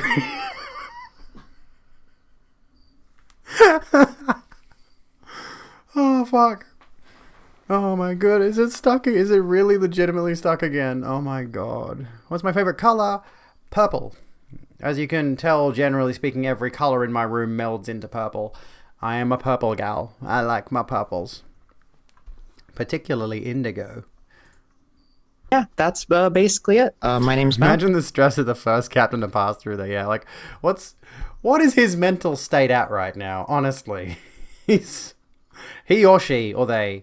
I shouldn't assume. Just hang out. I shitpost. I'm a fun old girl, and I'm here to talk to the wonderful Vosh, who I have been seeing do things on the internet for the last couple years now. So yeah, that's me. You can follow me at the hell app of at Chaos Spell, Twitter.com. And yeah, thanks. Stumbling over. I mean, this is already like on both sides of this equation, we've already got some failings. Can I criticize? Am I allowed to criticize? Because already, like, I'm looking at Mel and saying, you're stumbling over your words a lot, which I do. Don't get me wrong here. I stumble over my words a lot, but that introduction was kind of very stumbly in its own way. Should have some measure of capacity to stay on top of things. Nice bisexual lighting, but lavender is superior. If I could set my room to lavender, I would. Fuchsia is nice. Not liking her too much already. It's a complicated situation. I think we've definitely got two people debating debate bros. We love debate bros. And probably a nervous since he attacked right off. Well, true. Yes, deceptive innocence might be a good way to phrase it. Yeah. And yeah, the what was it? The everybody should use neo pronouns. No, they shouldn't. Neo pronouns are fine. Neo pronouns are good. But that kind of take is a little bit weird. But whatever, you know. I'm probably going to get myself cancelled at this rate. Stop talking and watch the video, Abigail. Christ. Nice. Okay, with introductions out of the way, let's get right to it. So before we even talk, I'm going to play the video clip that spawned all this, just 23 seconds really quick so everybody has full context. Oh, hell yeah, let's go. As long as you use people's preferred pronouns, probably, of course. Don't use whatever you... Don't call me a him, for example. I'll let you know when it's done. Wait, I'm blocking my own webcam here. You know what? Let's not be zoomed in so you can't see how bad I am at Bloodborne. Okay, let's go. Look, I get overconsumption's a problem, but whether you like it or not, I mean, I want my fucking iPhones. I'm not on board for socialism if it means cutting standard of living to like a third of what it currently is. Oh boy. What's an acceptable amount to cut the living standard down? We shouldn't have to. What is the point of socialism if people's standard of living gets cut down? Look, Okay, so that was the clip, and you're familiar, so you probably know what I just showed. And then you say, I cannot take white men who yell about socialism means everyone still gets to keep the same standard of living or it isn't socialism, seriously. What about black people? He talks about socialism while slaying monsters in Bloodborne. Hey, Bloodborne is a good game. It just has a lot of really problematic undertones, which honestly just makes it an even better game for it. If we really want to unpack Bloodborne, we can unpack Bloodborne one day. Trust me, we can do that. We can unpack Bloodborne. Anyway, you mean the neo pronoun thing was a hyperbolic joke? It could have been. It definitely could have been. Most certainly. Or people in the global south who the West profits from. The standard of living is a capitalist concept. Do you want to elaborate on that in any way?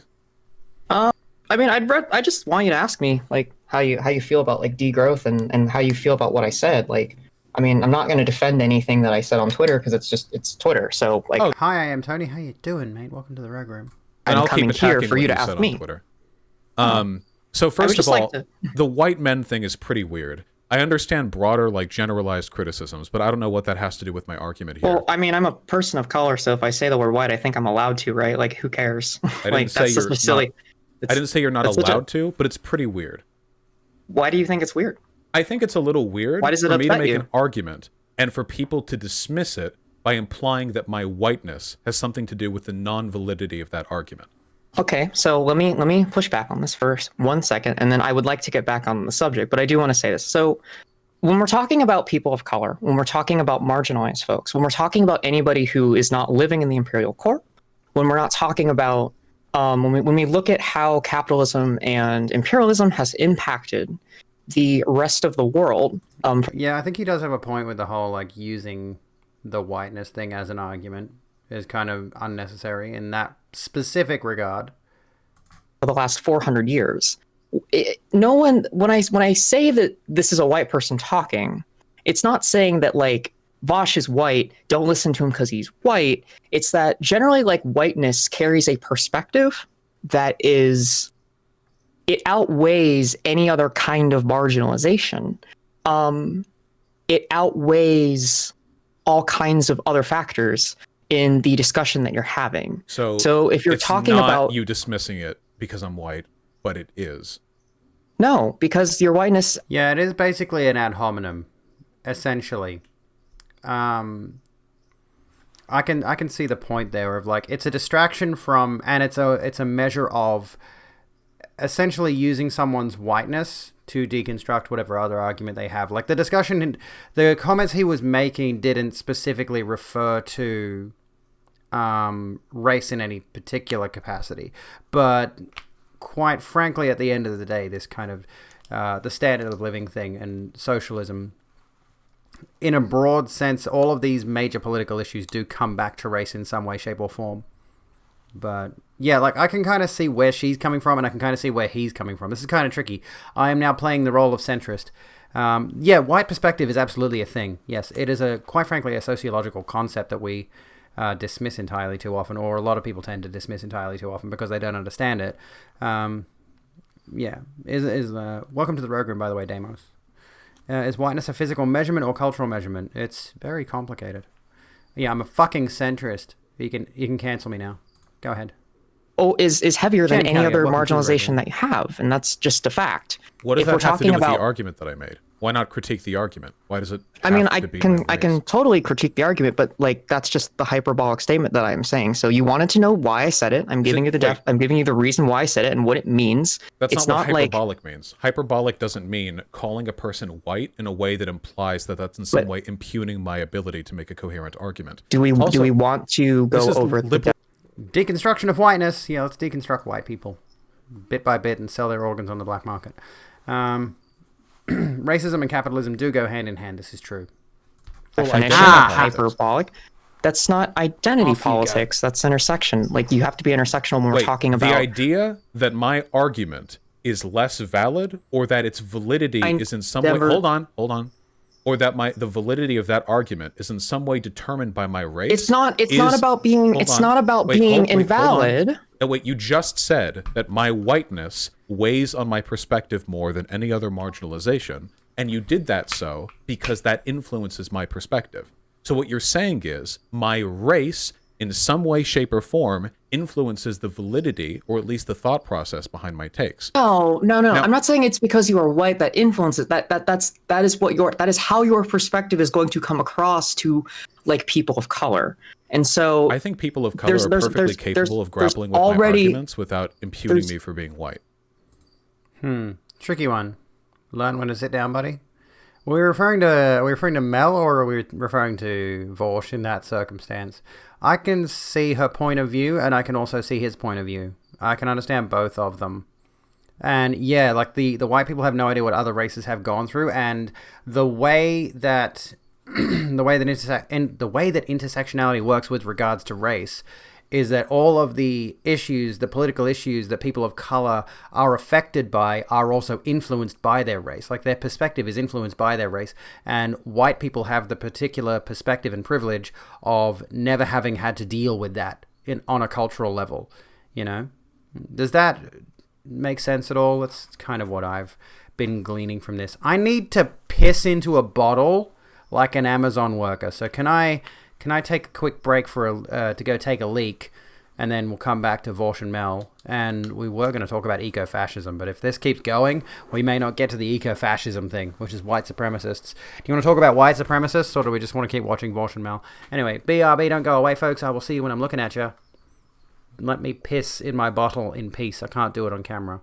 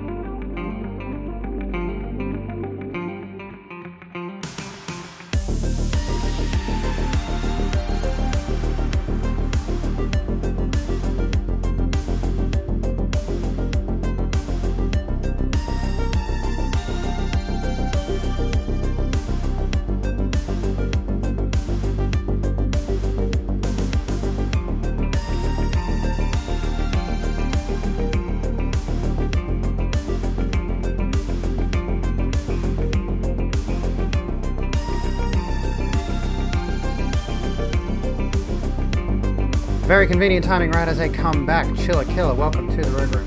Welcome Raiders. How's it going? What are we getting up to tonight? The music got really loud. Well, we're not really supposed to have music on, because, Oh, error, cannot load this playlist. Awesome. Not that we're really listening to music at the moment, but anyway. Crown. Do you like Crown? This thing is really awkward. I thought this would be like easy to sit on my head, but it is not. It does not sit easily on my head. It does not sit easily on my head by any stretch of the imagination. It fucking annoys the hell out of me. The Lich Queen, I got my sword, I got my crown. Like, let's fucking go, man. Let's fucking go. I'm not actually a centrist. I'm very much a lefty, for goodness sake. Whites are like the royal family now. Yeah, also transphobes. Anyway, also need to put this into perspective of Volsh's repeated aggressiveness towards women of color online. This I did not know of, comrade. Ecofascism is essentially white supremacy, but framing it under climate change. We'll look into that if we get time tonight. Really curious to see what makes him such an asshole. Calling people out for using words incorrectly seems like his biggest asshole move so far. Things to do with blaming underdeveloped countries for their population as the reason for climate change. Yeah, that's what ecofascism basically boils down to, Alexia. Deserve the ability to piss in a bottle. You can piss in a bottle all you damn well like. Anyways, where were we? Why does anyone care what Vorsh thinks anyways? He's just some online poster. At the end of the day, really, that's it. But it's the sheer popularity of them, these people. You know, it's the same reason people like ContraPoints. You know, she makes videos that are entertaining. It's the same kind of thing here. Vorsh and others like him are able to entertain at the end of the day. That's it. All you gotta do is hold an audience. Inbreeding is the downfall of any race, realistically, yes. Anyway, let's stop the music for a minute. Let's go back to the video. There's already a bias there. That's all I'm trying to point out. There's always a bias to everyone, but this is what lets people like Candace Owens get away with dismissing arguments because they're non-white. This is the definition of liberal identity politics. You give additional credence to arguments given by marginalized groups, and you and you take validity away from groups or arguments made from groups that are privileged. This is, in addition to being a bad way of determining which arguments are valid, is also incredibly effective for conservatives. I don't know why you... Okay, can we talk about degrowth, please? I don't know why you're fixated on this race thing, because I don't care. I wanted to talk to you about degrowth the entire time. Oh, don't worry, we only have about a dozen more tweets to get through, and then we can talk about the abstract ideas in their totality. I'm not going to give my... Wait, hold on. That seems largely unnecessary on his part to focus specifically on... You know, the issue at hand is not the issue that is being focused on. It seems like a deflection tactic, a way to just dismiss the actual argument that should be being discussed. But maybe that's maybe I don't understand the context entirely. I don't want to give my audience the impression that you act in good faith. It'll get his audience right up. I have plenty of evidence that you don't. Hang on. We really hate doing this, but what about people from marginalized communities that have ideas and perspectives that are actually harmful for them materially? Not speaking of grifters, but simply someone that has been significantly misinformed. Using "I am part of this and this marginalized community" feels like a rhetorical thing than an actual argument. It can be dependent on the context, of course. But it's... No, I'm not chatting with Vor. No. I am far too small of a creator to get the attention of someone like him. Although, she's only got, less than 3 times my followers on, Twitter or something. We're watching a stream. Yeah, I could just pause Vorsh at any given time. Online debate is a fraudulent format. Debate is a fraudulent format.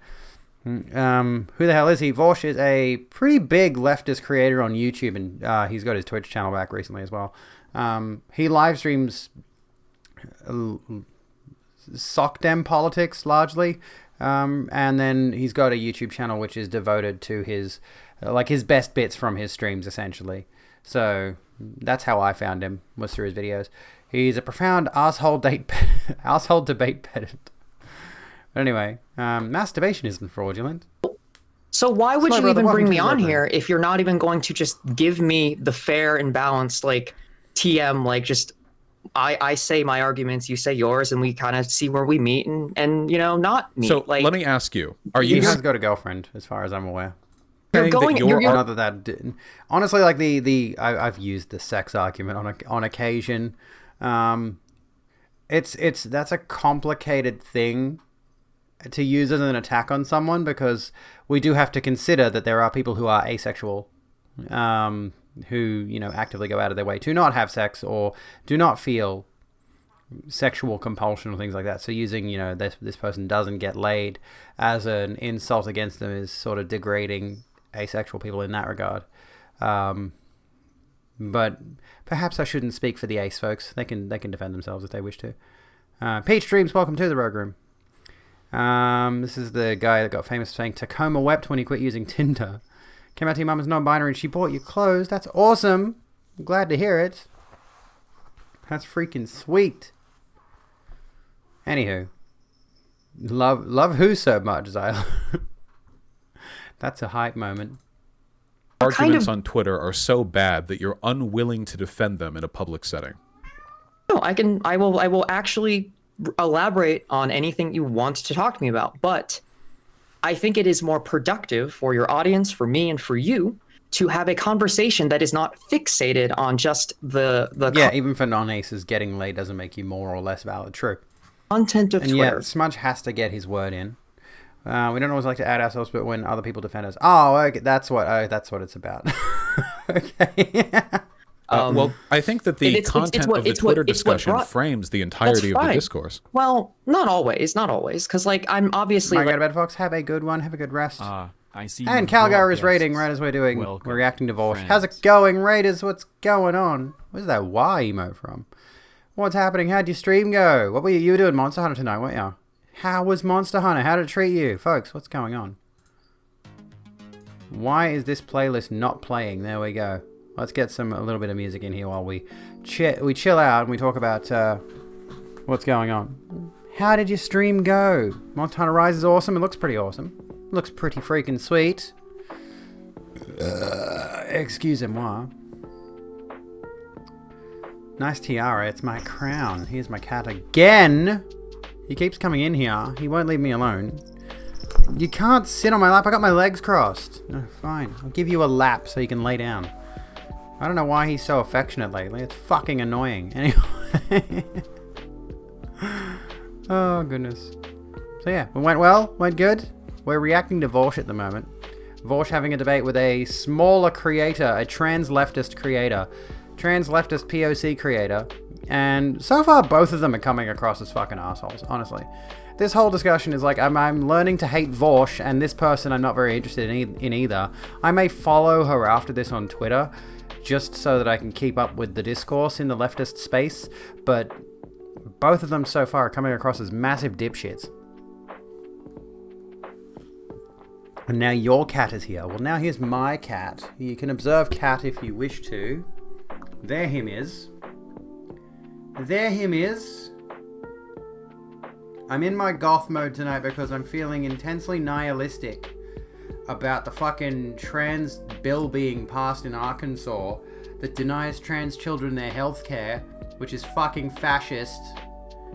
Anyway, didn't want to watch that debate, so you searched for new streamers and now you're here. Oh goodness. Hello. This is what we're putting up with right now. This is the content right now. Like, this is what we're doing. This is what we're doing. What do I think of Gottmik on RuPaul's Drag Race? I do not watch Drag Race. I feel like I'm the one trans leftist that doesn't partake in the Drag Race discourse for reasons that escape me. I just don't pay any attention to Drag Race. I've heard it's been a very I've heard it's been somewhat controversial of late for reasons that elude me because I don't watch it. Yeah, I'm playing with my pussy live on stream. It's alright, if I get banned, it'll just drive subscribers to my OnlyFans that I totally have. Anyway, Cat keeps trying to bring you a kitten. Oh, it's adorable. Anyway, how much more of this do we want to put up with? Shall we keep going? Let's keep going, because heck, like, I don't know if you folks want to keep going with this particular discussion. I'm not sure what exactly is going on, but it's entertaining. Don't get me wrong, it's entertaining. I am enjoying the back and forth. So, Trans female to male, but he's a femme male now. Okay, is that supposed to be a joke? Like, is that supposed to be a pun? I think. Wife said RuPaul's got transphobic tendencies, not allowing trans men to take part in drag. No. Okay, that's weird. Why? What? That's weird. I'll never understand hyper gay men who are transphobic, like especially drag queens. Can only watch Volsh when he's debating crazy white soups. Well, yeah. It gets real bad from both sides. Let's keep going. Let's keep going for a little bit. Just want to know what they settled on. Did it just go to shit? It may well have, because this is only a section of this stream. I don't know when this particular discussion ends, but this is like a 5.5 hour stream. I don't like to take I don't take everything that you say on Twitter for face value. You should. I do know that you get. I don't say Why? dumb shit on Twitter. You get no. I don't think he has a good it's point not about there. whether. He has a good point there. I mean, I make jokes on Twitter, but generally speaking, you know, when I say shit on Twitter, I say it with my fucking chest. Don't say facetious shit on Twitter. It's a part of your brand. If someone picks up on it and targets you for dumb shit you say in a facetious manner or otherwise, it's still a part of your brand. It's still going to reflect on you in that way. So that's a fair point to be made. Even if you are just shit posting, say it with your chest and back up what you say. Like, don't say something on Twitter and then back down when you're confronted on it. Most of the shit he says on Twitter gets in trouble for. He claims that jokes or sarcasm. I've noticed Shoeonhead does that as well. So, yeah, Twitter is an inherently bad platform for this kind of shit. It's not good for deep discussion. And it leads to these kinds of situations between people where they will have a confrontation and both sides are aggressive and angry and upset at each other. Vorsh is that bloke. How do I point at him? There. At that bloke. There we go. Hey, Croc, how's it going? Mean what you say and say what you mean. Exactly. Like I said in one of my recent in one of my recent tweets that I retweeted, because I posted this a little while ago and I felt it was relevant to retweet exactly this thought. I'm exactly like the other girls. I have a massive dick. Okay? I stand firmly behind that. I say it with my chest. I keep bumping my fucking nipples and they're sore because of estrogen. Anyway. Let's continue. Whether you say dumb shit on Twitter, it's that anyone can say anything on Twitter. And so generally when anyone says a take or an idea, I try to not take everything with a grain of salt. I don't like literally see something on Twitter and go, that's exactly what that person believes in. I usually yeah, this is the problem with online formats in general is, you know, like I was saying before, yeah, like say shit with your chest. But the major issue, of course, is in the context of somewhere like Twitter where everything is bite-sized, you can read a tweet in less than 10 seconds. Invariably, that's going to lead to people looking at your tweets, and even if you think it's a joke, and even if your audience knows it's a joke, people are going to have the capacity to take that thing out of context. I've had people respond to some tweets of mine that are flagrant jokes, or there was a thing recently where I was like, why would you attack the LGBTQ plus community if you've got LGBTQ plus people in your circle? And somebody actually, like, it was a rhetorical question. Don't answer that shit. You know, but somebody responded with a genuine argument back about, oh, I'm arguing against bad actors and shit like that. It's like, well, then you're not attacking the LGBT. You shouldn't be attacking the queer community as a whole for some bad actors and their arguments, right? But this, you know, it was always intended to be a rhetorical question, right? It was never intended for people to actually legitimately counteract me on that. At any rate, Vorsh, that bloke. That's who Vorsh is. Anyway, we'll come back to it in a second. Post facetious shit on Twitter all the time, but at least you make it obvious enough. That's the thing. You got to make it obvious. You got to make satire obvious. You got to make parody obvious, or people are going to take it and run with it. Satire requires a clarity of purpose, or whatever the fuck the phrase is, lest it be mistaken for the thing which it intends to criticize. It's basically what it boils down to. If you're going to if you're going to post satire, parody, jokes in general, you need to make it obvious enough because the internet is largely a text-based format, especially Twitter, you know? You don't have the inflection, you don't have the inclination to make these things come across as jokes as you do in a vocal context. Generally speaking, Twitter is words. You can't tell sarcasm, you can't tell a humorous intonation, those kinds of things. Serious when you say online debate culture is not productive. It's performative, owns and gotchas. Absolutely right, Chris. 100%. All of this kind of online debate shit that I have seen is just a bunch of people. I mean, realistically speaking, you could extrapolate this to real debate as well. All the real debates that I have been seeing, the political debates between the politicians, is the same shit. That's what debate has at least become.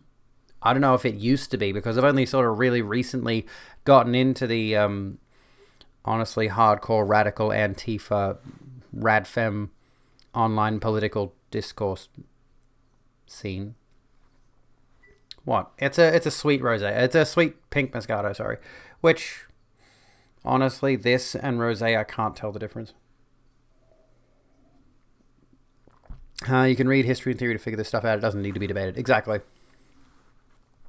However, it's content, and that is the primary thing we should be considering here.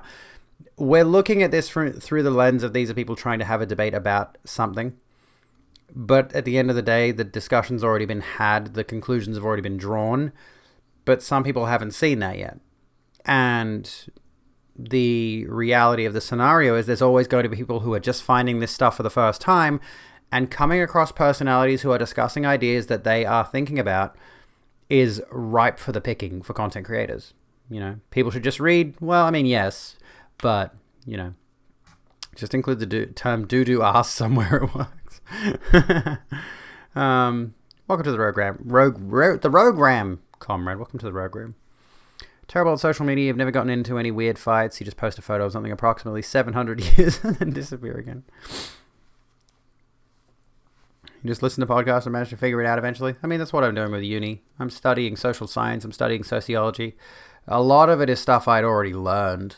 And I'm just refreshing my memory.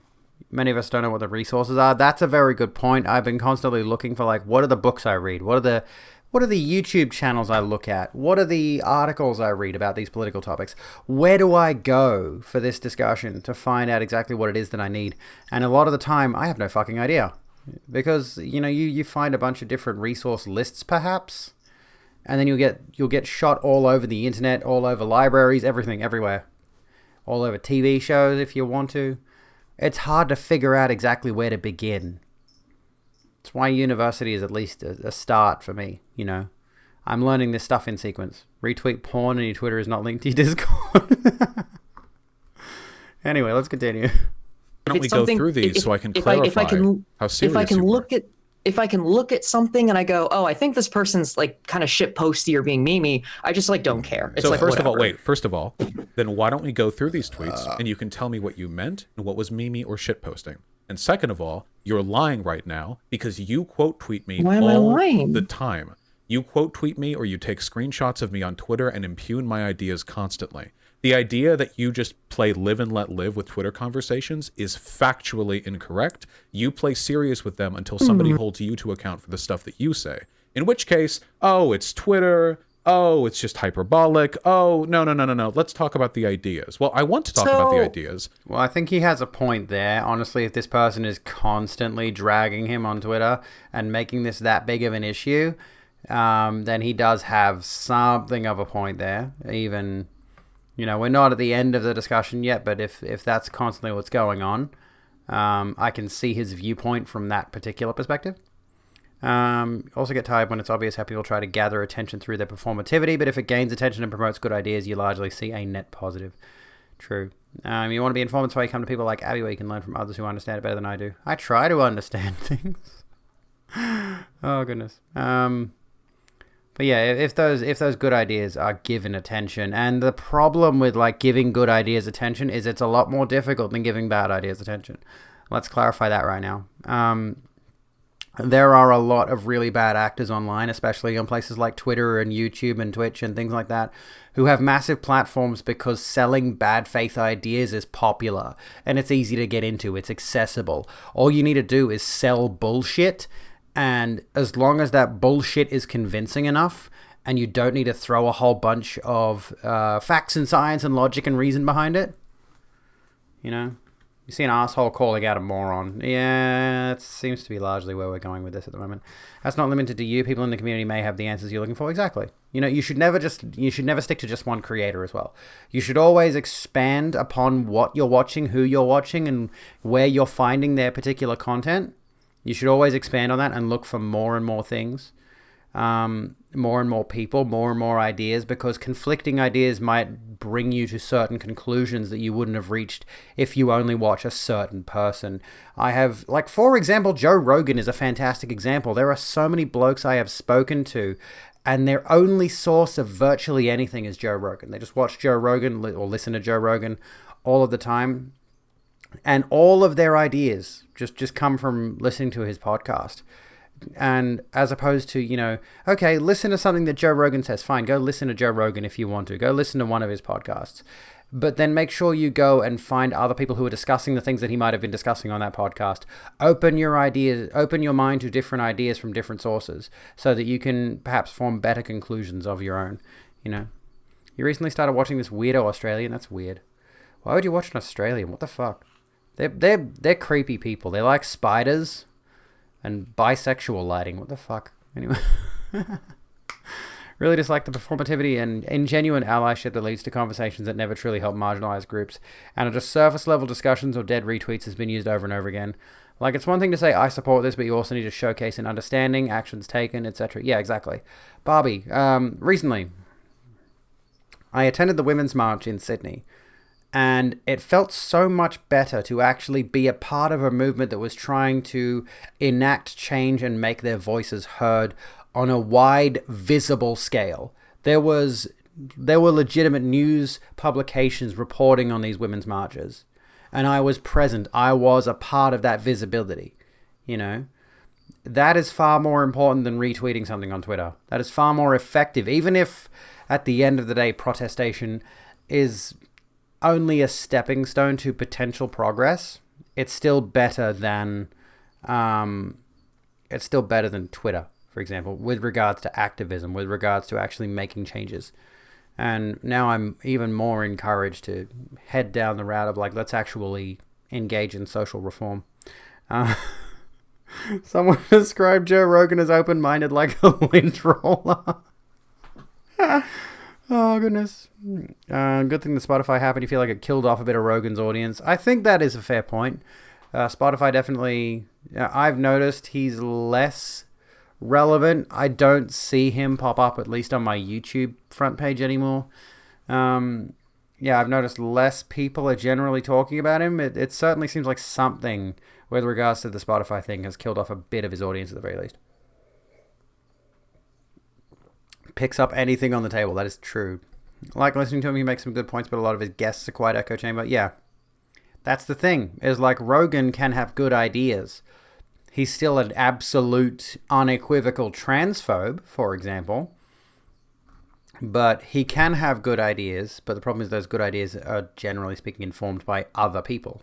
Spotify purchased Joe Rogan's podcast ages ago now for about $10 or $100 million. $100 million? Was it $100 million?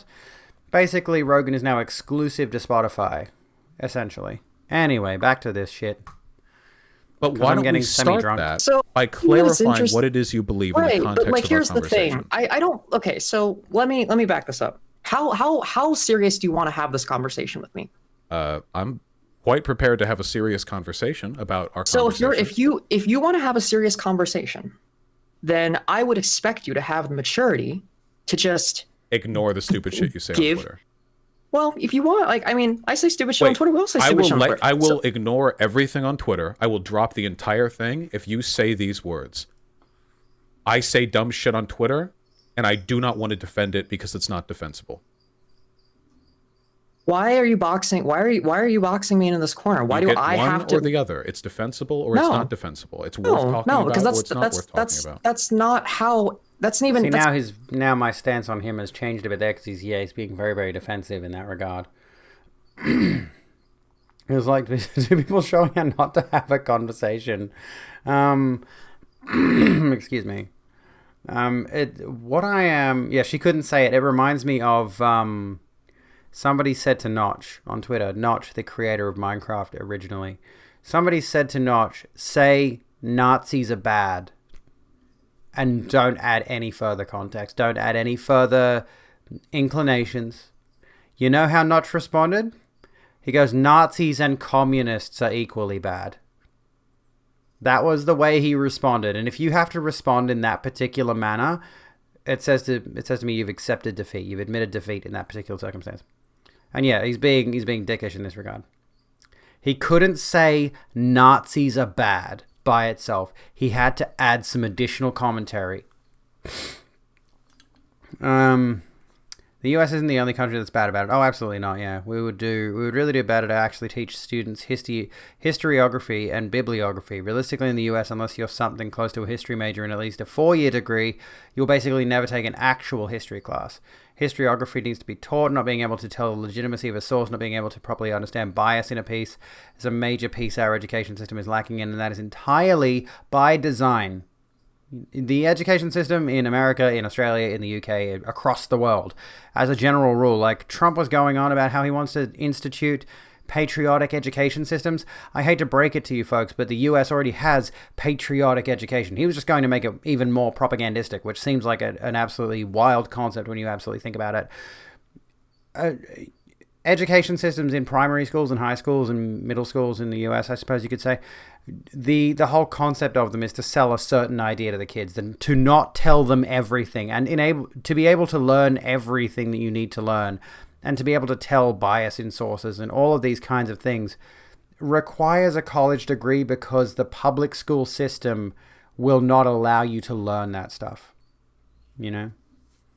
Yeah, we're always the heroes. History is written by the victors, all of that kind of shit. They never teach you history is written by the victors in schools, do they?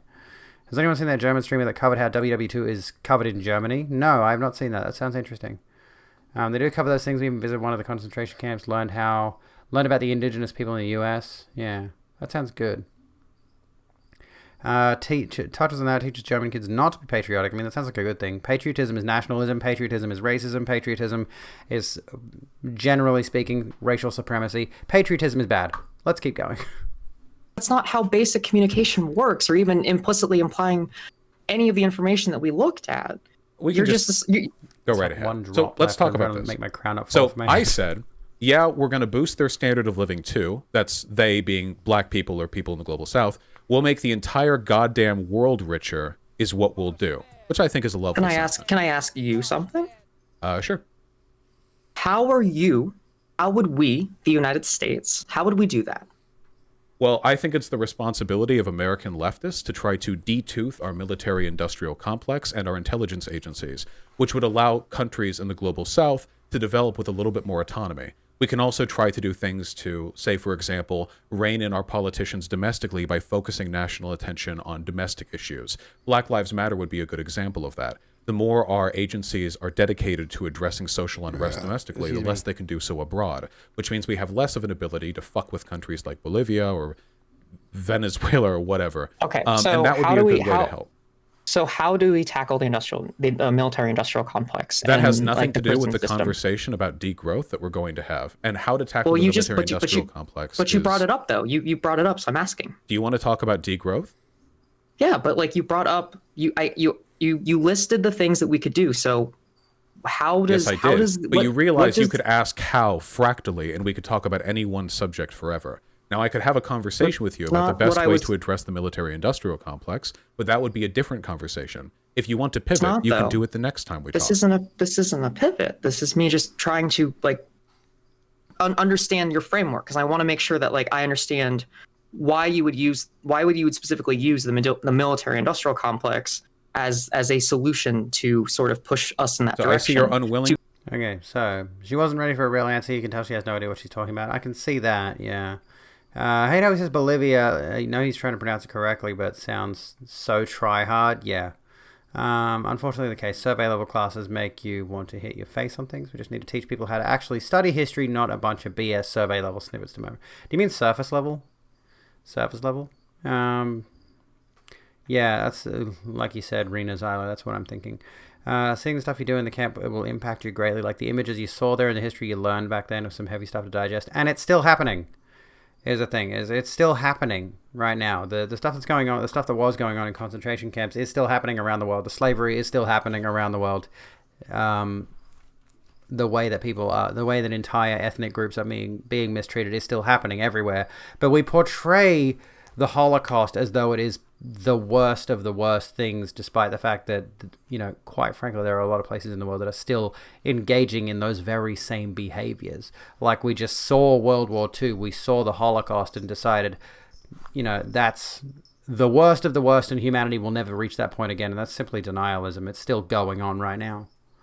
We also have modern day slavery and modern day oppression going on with so many people unaware or completely oblivious to it.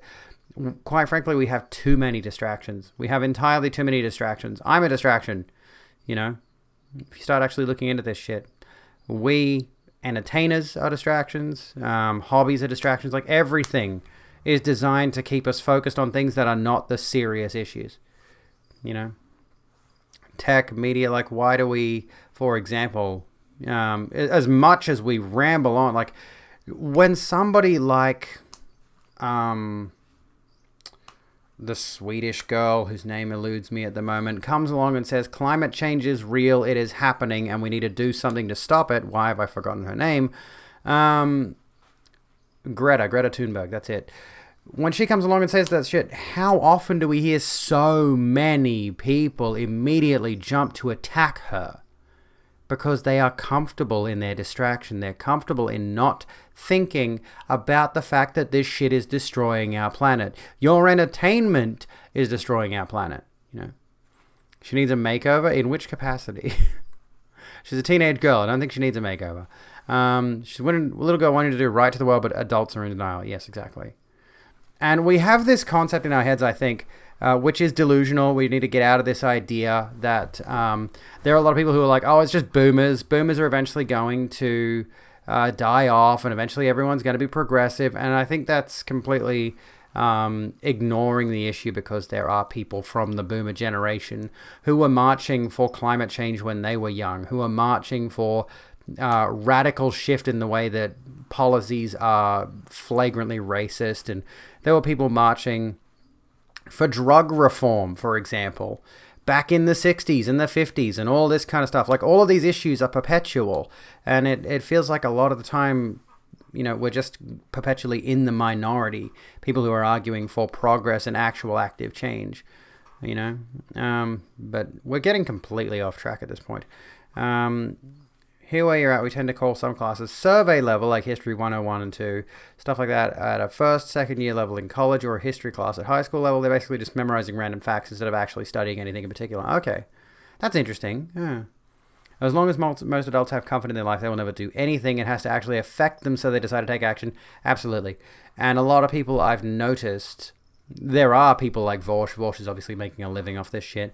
People like Hassan, who are leftists, who are making a living off this shit. There are big commentators who are making a living, who are still saying, hey, the world is treating you like shit and we need to speak up and stand up against it. But I've found a lot of people who are particularly geared towards social reform, geared towards social justice, tend to not have as much money as the people that are against it, obviously.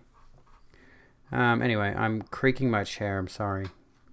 To address the point that I made there, so I'm going to move on to the next tweets, because you're attempting to circumnavigate the conversation. No, I'm not. I'm just asking Mel, I'm just trying to ask. On the discussion around work. Seglin. Can I call you Seglin? Is that how you pronounce that? How do you pronounce that? I would like to know. Discussion around working. One of my favorite things to bring up is the 888 protests with regards to workload. People have protested back in the mid-1800s about how they were working too much, and they wanted an 8-hour workday with 8 hours recreation and 8 hours of rest 5-day work week, I think it was. And that did eventually become what we expect to be the norm a lot of the time.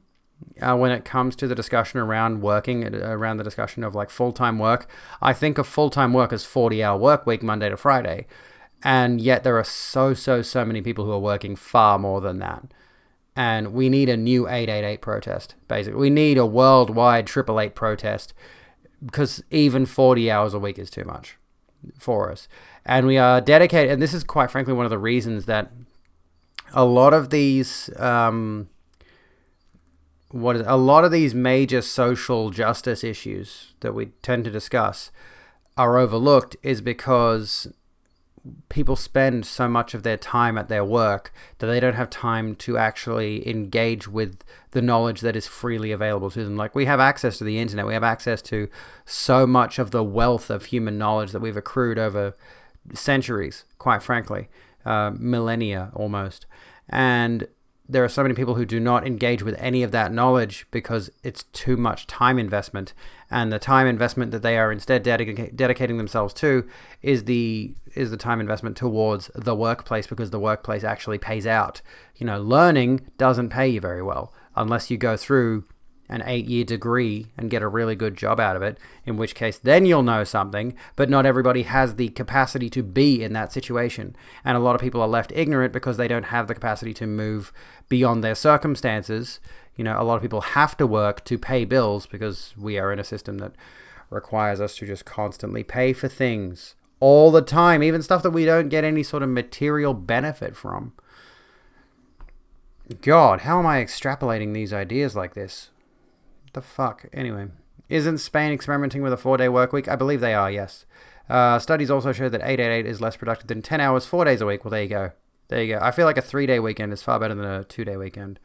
Most people are so exhausted after a whole day of work that they can't even find the energy to cook or do basic housework, which is why, stuff like fast food is so prominent, which is why, microwave meals, the whole idea of the TV dinner, for example. Why do we see the prominence of the TV dinner represented? Because that's an actual thing. That is what is happening. People are buying and eating TV dinners because they don't have the time to cook and prepare meals. There's a lot. It's also why obesity is a real issue. So many people are eating sugar-saturated fast foods, which, it leads to more of an obesity crisis. And obesity in itself is a system of control enforced by McDonald's. Anyway. Principles behind degrowth has literally nothing to do with the tactical strategy of addressing the military-industrial complex. These are not related. I'm asking you politely for fucking brevity. I'm not trying to pivot. I am making sure that I understand. What do you want to do with that information? I just want to make sure that I understand your framework. Do you not know how frameworks work in conversation? I want to make sure I understand your worldview. So then when I ask my question, that's not what a framework you can answer. Is. You can answer it. Yes, it is. A framework is ideological. You're asking me for pragmatic ways of disassembling the military-industrial complex. No, I need to know that's what your frameworks are. Your frameworks are how you would enact all of those policies and all those positions. Frameworks are analytical. How you view how. Oh my god, they're getting into the big wordy words. They're doing the Jordan Peterson thing. I know what most of these words mean, of course, but they're getting into the big wordy words. They're getting into the huge words now. When are they going to start bringing up like deontological and shit like that? I don't even know what deontological means. And for some odd reason, they put so much shit in these supermarket quick meals too, like instant noodles, for example, contain so much salt. Salt, sugar, and numerous other different chemicals are designed to make you reliant on those particular foods, because,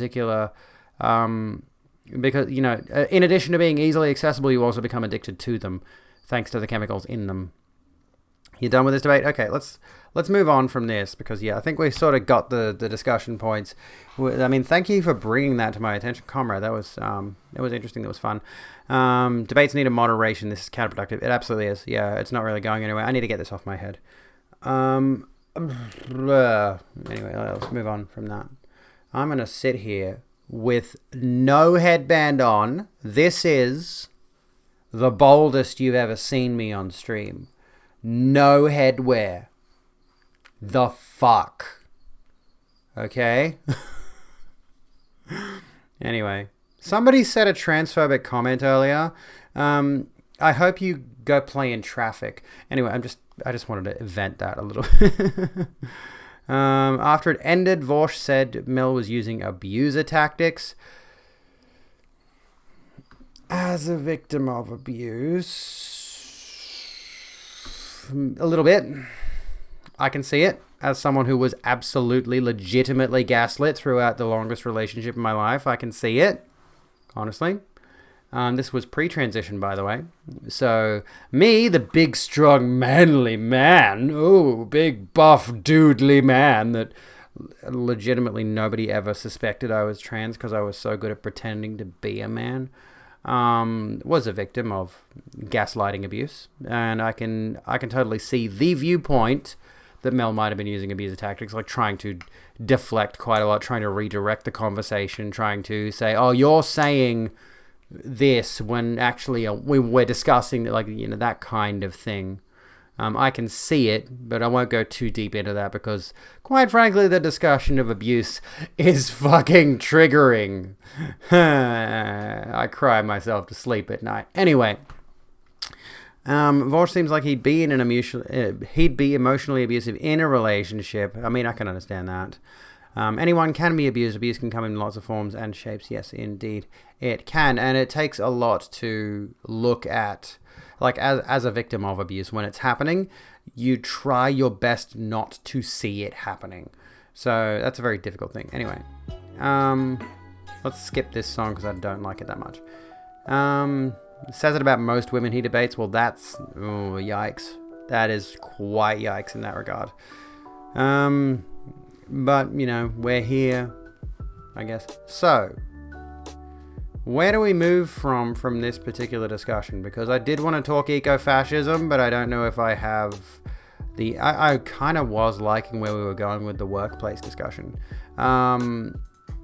Should we continue that, perhaps? Work weeks? Let's continue with work weeks.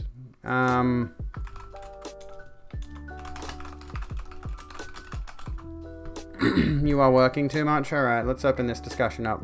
I don't have any, resources for this one, particularly. But there is a thing that we can start on. We already sort of opened the floor for the discussion. We already talked about the way Amazon treats its workers. The flagrant denialism on the part of one of the biggest corporations in the world, which I'm effectively working for as we very speak. But I'm not going to sing Amazon's praises. I'm sorry, Jeffrey Bezos. And just a random thought as you craft something in FF14, there's a material called rainbow cloth and holy rainbow cloth. You can tell that the religious folks got really annoyed there.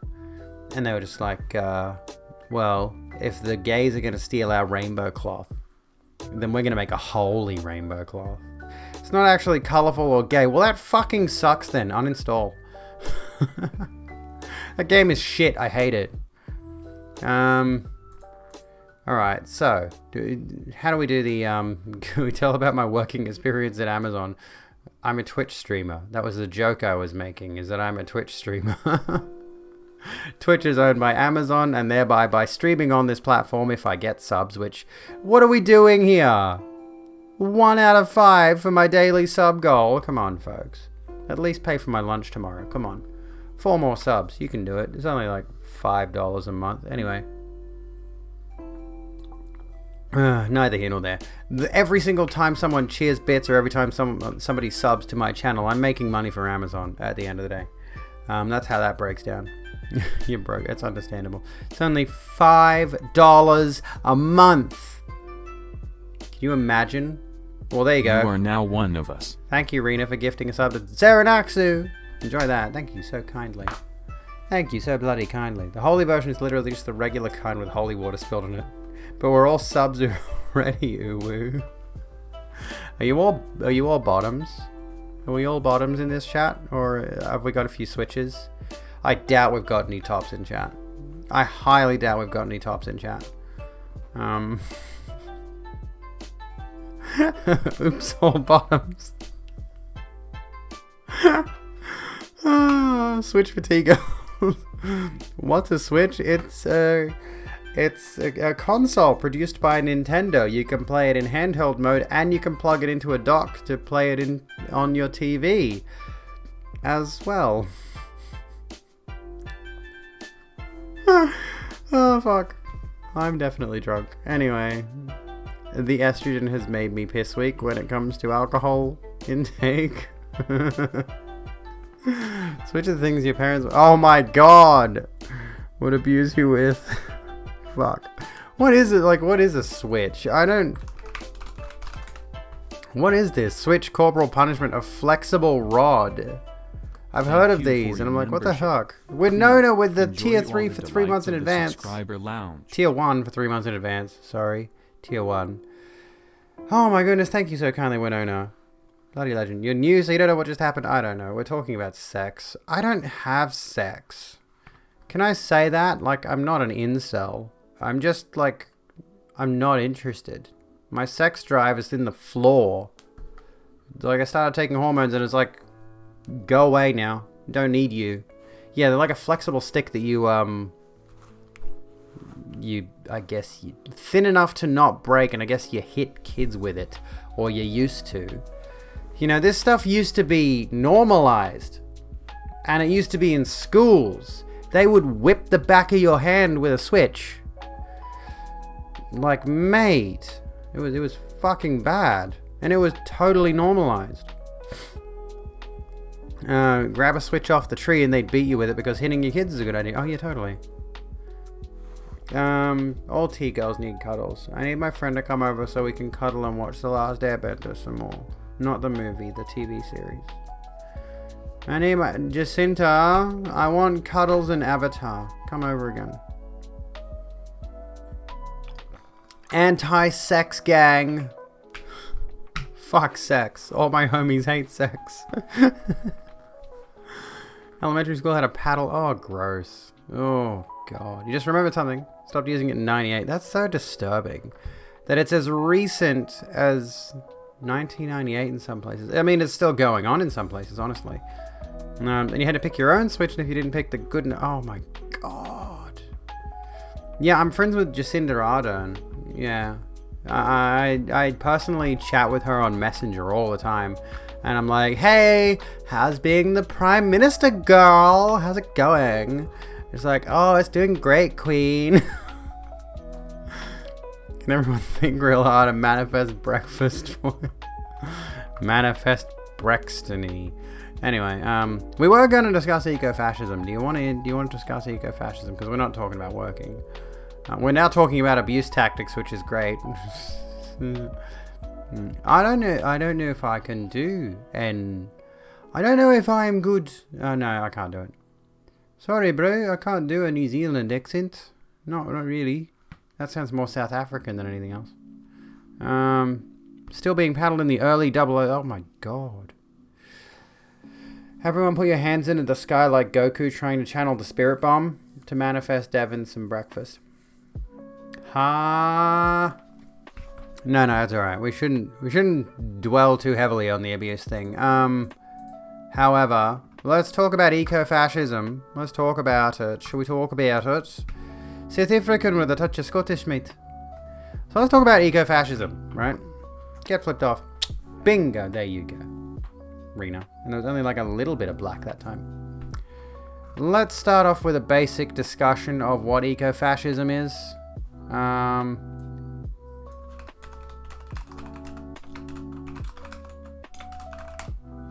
Ecofascism is bad, duh. So, to sum up what I'm aware of, ecofascism is the idea that in order to save the planet for a certain group of people, keep that in mind, we need to tackle, essentially, overpopulation, which the planet is not overpopulated, but we need to tackle, the fact that there are so many people in Africa and China and India and things like that. At its very core, that's the basic concept. It's white supremacy framed under the guise of if we don't work to save the planet, there's not going to be a comfortable society for the whites to live in, essentially. The China virus. I can't do a Trump voice. I know exactly what Trump sounds like. I cannot emulate it. I simply cannot emulate it. Okay, so there's a good video. I'm going to give you folks a video to watch while I sit here and just stew in my, I'm going to stew in my drunkenness. So here's a video for you. Was made possible by the people who support me on Patreon. Get early access to all my videos by becoming an OCC Patreon supporter. Our Changing Climate is the YouTube channel. Video contains... On January 6th... What did it say? Video contains discussions of mass shootings and forced sterilization, so... content warning. On January 6th, 2021, at the behest of Donald Trump, insurrectionists stormed the United States Capitol building. Spearheading the charge was this man, referred to as the Hey! Anonymous gifter gifting sub to Happy Puritan and Graffitisan. Thank you so kindly. Thank you so kindly for those 2 anonymous gift subs. You are now one goal of for the us. day. Oh my goodness, I really need to set up some different alerts for Botwick so that, you know, when someone subs, we've got different things. Anyway, this will break down what eco-fascism really is. It's something I've been interested in for a while because I keep seeing the term eco-fascism pop up, and I'm like, anything with fascism in it is obviously bad. And I finally gave myself the time to watch this video today and actually do a bit of reading about it. It's yet another white supremacist tactic. QAnon shaman. Images and theories about this man blanketed the internet in the days following. Oh yeah, there's many the left-wing people that still believe the conservatives and Republicans painted it. And that's what makes the eco-fascist angle so alluring to a lot of people. Is it appeals to both sides of the discussion here. As some kind of paid actor, hippie, climate activist. But these theories were obscuring the truth of who the QAnon shaman really is. A truth that reveals the dark history of environmentalism and a terrifying strain of white supremacist thought that is now growing in far-right circles. I am interested in researching the white supremacy amidst the fitness community among... like on the subject of this. There is definitely a level of white supremacy amidst, for example, the bodybuilding scene and the popular fitness, what's it called? Industry. Just in general, the fitness industry, heavily rooted in white supremacy as well. You're in a local newspaper once because of a climate protest, and then you got letters from eco-fascists. Oh my goodness. The golden one, that might be a good place to start. This is the story of eco-fascism. In the early 1900s, conservation was taking hold of the American imagination. The forefathers of the early environmental movement, like John Muir, Gifford Pinchot, and Teddy Roosevelt, were carving out wild spaces in the United States for the enjoyment of all Americans. Once you start to look into this kind of stuff, once you start to look into, and don't get me wrong, I'm not begrudging vegans by any stretch of the imagination, but once you start to look into, especially like keto, you will notice a lot of Nazi tie-ins. It's really bizarre. And they frame it like you look at it and you think, well, health isn't a bad thing, is it? Surely health isn't a bad thing. Surely getting into shape isn't a bad thing.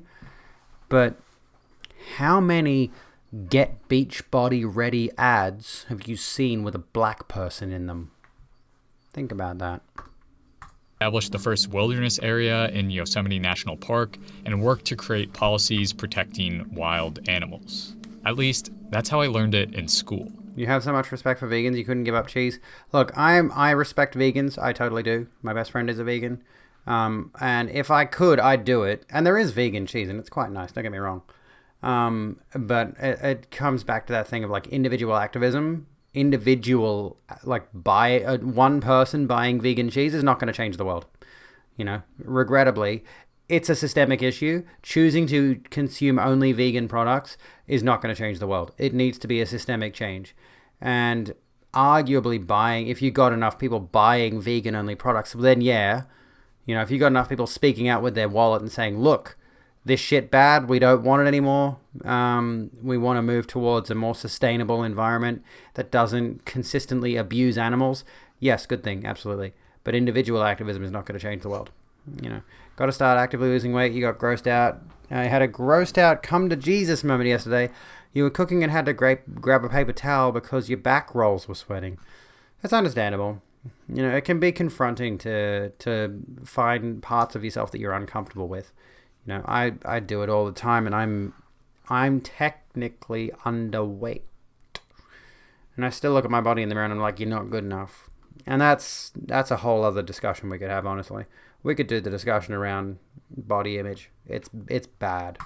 These men, however, were far from Let's go back a second. for the and Teddy Roosevelt were mental movement like John Muir, Gifford Pinchot, and Teddy Roosevelt were carving out wild spaces in the United States for the enjoyment of all Americans. They established the first wilderness area in Yosemite National Park and worked to create policies protecting wild animals. At least, that's how I learned it in school.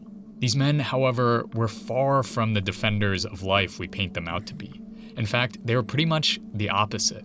John Muir wrote blatantly about his perceptions of the indigenous people of the California's Merced Valley as subhuman, lazy, dirty, and superstitious, and then in the same breath praised the wildlife of Yosemite as divine. Indeed, the very creation and preservation of Muir's Yosemite National Park meant the forced expulsion of Native American communities from the area.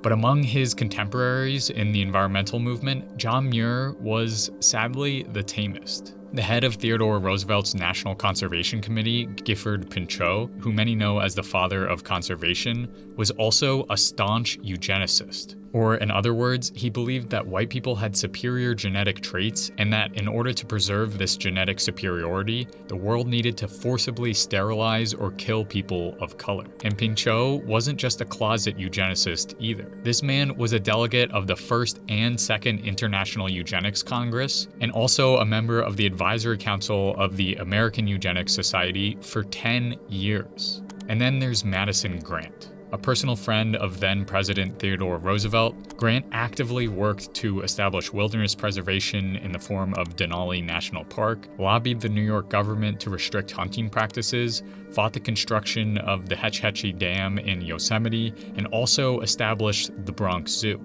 And while he was engaging in these environmental pursuits, Grant was espousing white supremacist and eugenicist views in his notorious 1916 book, The Passing of the Great Race, which Theodore Roosevelt called a capital book. The tome It's making me question a lot of things about Theodore Roosevelt. I already watched this earlier today, so I know what he's talking about, I know what's coming. But yeah, outright eugenics. The idea of preserving and conserving the environment to preserve the white race. This is... Yeah, like Ara said, it goes deep. This is a whole thing, Indeed, Solace. Madison Grant comes up a few more times in this, actually. Outlined the superiority of the quote-unquote Nordic race and lamented Hitler its comes up in supposed this. decline. Grant was such a white supremacist that Adolf Hitler wrote him a personal letter to tell Grant that his book was his personal Bible. So as environmentalism took shape in the early 20th century, some of its most prominent and powerful advocates were deeply rooted in white supremacist thought, a tradition that continued into the 1960s and 70s. Here we get to the overpopulation thing. This is going to be a fun one. I feel like the main thing here is the issue of the progressive era in general. First streamer, you've heard to mention the connection between Western environmentalism and eugenics and white supremacy. Yeah, it's something I've been interested in a while. Oh my god, I can't speak. It's something I've been interested in for a while because, yes, we need to preserve the environment. Yes, we need to conserve the planet that we have. Yes, climate change is a very, very bad thing. But a lot of people do not realize, the roots of racism that are deeply entrenched in this, the white supremacy that is deeply entrenched in this. And again, it comes back around to that thing, like I mentioned before, fitness, which is an industry I have been deeply invested in for the past 4 years. I've followed a ton of fitness enthusiast influencers, for example, and the moment you start to actually unpack all the things they're saying and look at the way that they're framing everything that they're talking about, you're like, oh shit, these people are fucking Nazis. And you got the same thing here. You got the same sort of issue. There's a lot of fucking Nazis. With the publishing of Paul and Anne Ehrlich's... Which is honestly kind of ironic given how much we demonize the Nazis, rightfully so. They are horrendous, horrendous people, and it's almost universally agreed upon on a social level.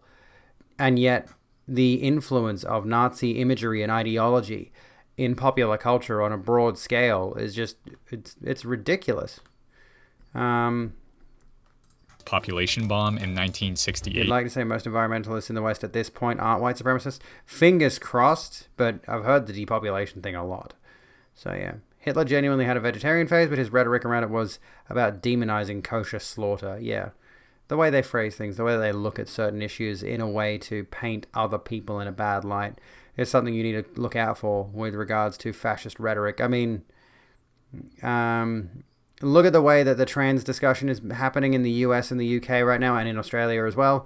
The trans discussion on a worldwide scale is, why are the trans people targeting children, right? They're trying to make it seem as though they're the better side of things because trans people are allegedly targeting children. Look at the way that opponents to your ideas are targeting your ideas, for example. They are looking for a way to make you look bad, and it works. The United States exploded into a frenzy of fears about overpopulation. The thesis of the book was that societal and environmental collapse were at our doorstep, and overpopulation was the driver. Sometime in the next 15 years, the end will come. The first page of the book describes a stinking hot night in Delhi wherein people were closely packed together, thrusting their hands through taxi windows, begging, and others were defecating and urinating. But what Ehrlich was seeing was not overpopulation. What he was seeing was gross inequality in a capitalist system. To be quite clear, overpopulation is not the problem. Various studies have shown that the conspicuous consumption of just 10% of the world's population is responsible for 49% of the world's greenhouse gas emissions. Yet overpopulation quickly took hold as a serious issue, and often the solution mirrored the solutions of Grant, Muir, and Pinchot. Decrease the population of non-white poor people to save wealthy white nations. Indeed, Ehrlich often... Are we paying attention, kids? There's still a major problem with things like trying to export Western-based environmentalism to developing nations around the world. Well, true, yes. There's still a problem of the West trying to export anything to developing nations around the world, quite frankly.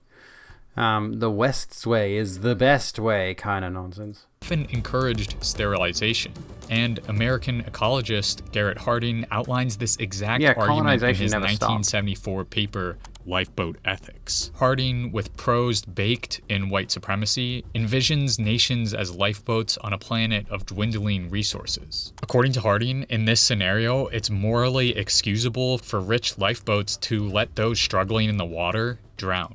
And Harding's views weren't just fringe theories. The 1950s, 60s, and 70s witnessed a slew of forced sterilizations in the majority world. From the sterilization of 1/3 of the women in Puerto Rico to India's mass sterilization program in 1975 that withheld welfare and government benefits to lower caste people who refused sterilization, fear of overpopulation led to sterilization programs often propped up by the United States.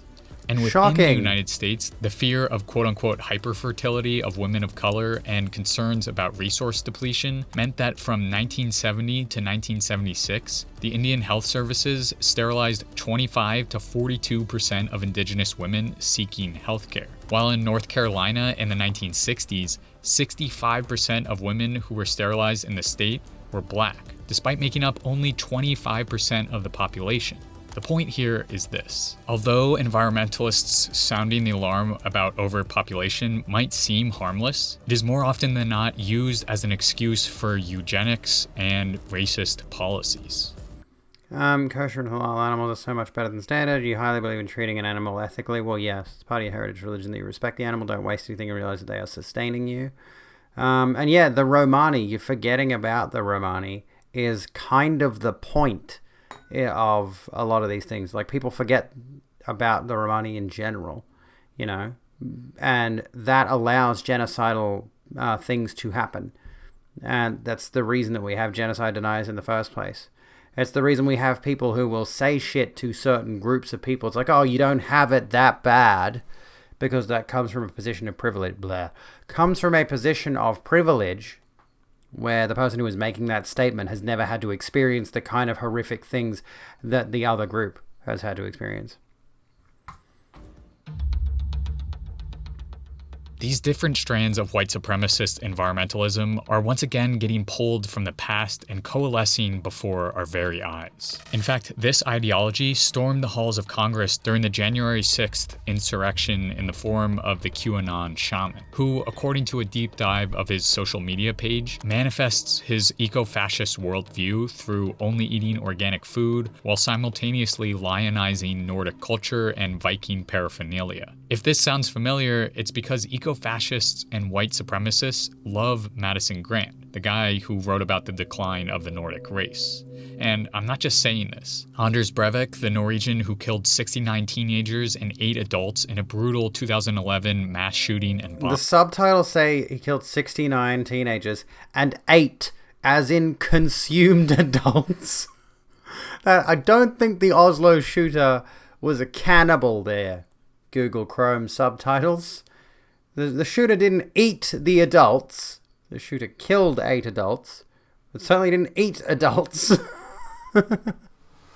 We opened Pandora's box and it's never going to close again. Your recommendation. Hey, Batch, thank you for the host. And people wonder why there were conspiracy theories around Bill Gates. I've completely changed my mind around him. You know, I mean, I don't think he's injecting us with mind control chips. But, you know, I used to defend Bill Gates, and I'm like, I'm not going to defend a billionaire anymore. Why would you? Honestly, they don't care about us. As someone who's met people in the Nordic pagan faith that has zero tolerance for this kind of bigotry, yeah, it's just appropriation of symbology in the exact same way that the Nazis appropriated the swastika. It's the same thing. We talked about symbolic interactionism. We talked about the way that you and I might perceive certain symbols, the way that I perceive certain symbols, and the way that a white supremacist might interpret Pepe, for example. Totally different thought processes. And now we have to associate different imagery and different things with different groups of people.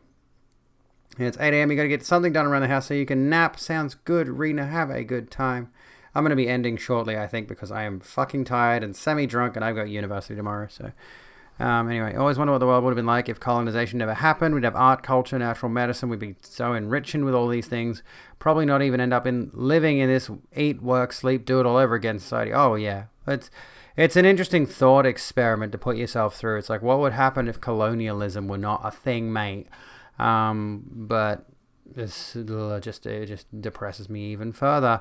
Much as billionaires are absolutely ridiculous, at least Musk is doing something with it. Arguably Gates is too, where people are like, yeah, I mean, I don't like Musk, I don't like Gates because they are billionaires, but Bezos is, yeah, quite literally just sitting on all of his wealth.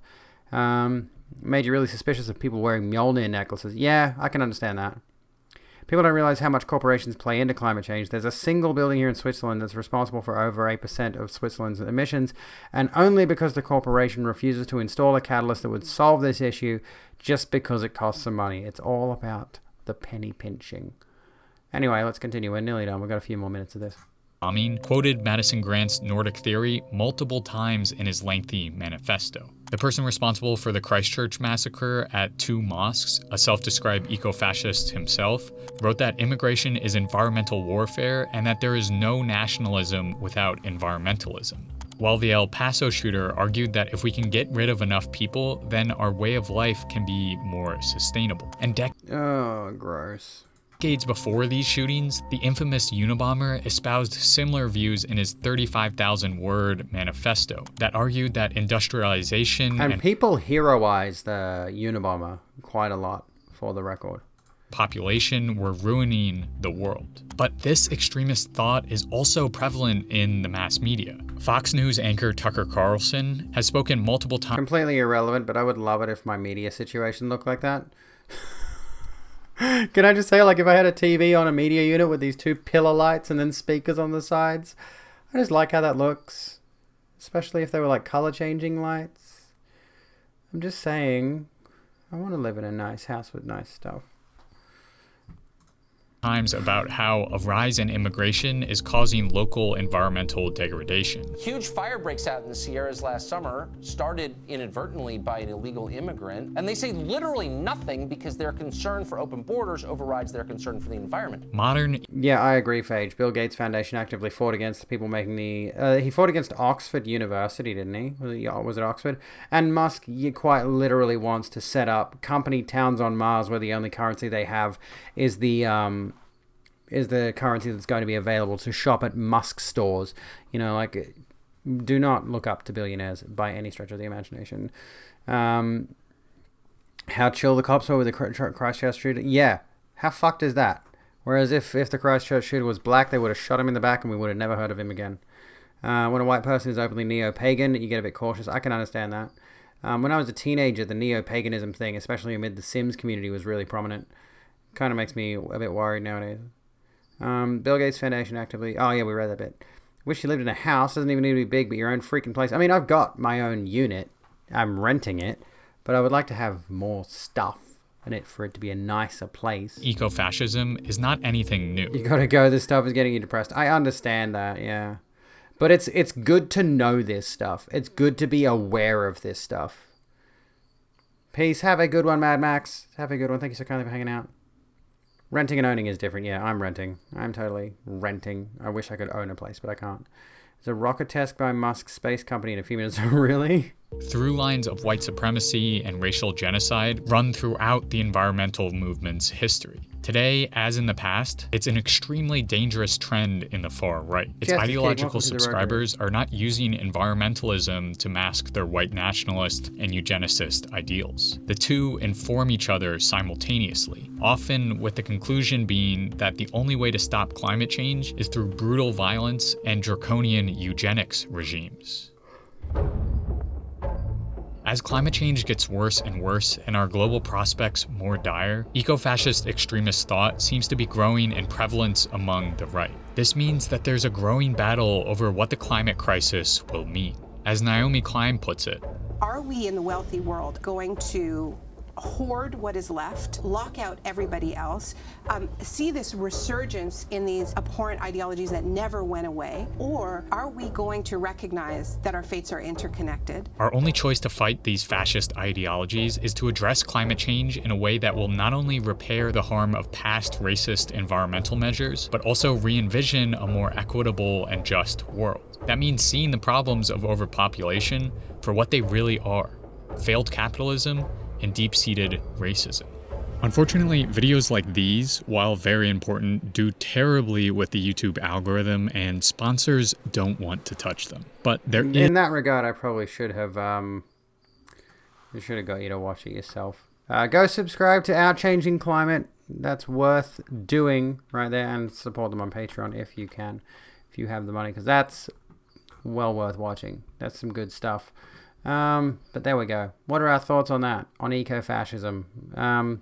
There was a whole list of other things. There's actually a Teen Vogue article. I found a Teen Vogue article about eco-fascism, but I think it's about midnight, and I'm going to leave it there for right now because I'm tired and drunk. So we're going to go raid somebody. We're going to go find somebody to harass right now, and I will see you tomorrow when we finish up BioShock. We're going to be playing BioShock. The final stretch of it. So I'll send you to someone who's doing something chill instead of someone who's doing something serious. You can suggest a raid target if you would like to. Yes, absolutely. Go ahead. Who have you got for me, Draco? Tired and drunk is quite comfy. I might have another drink.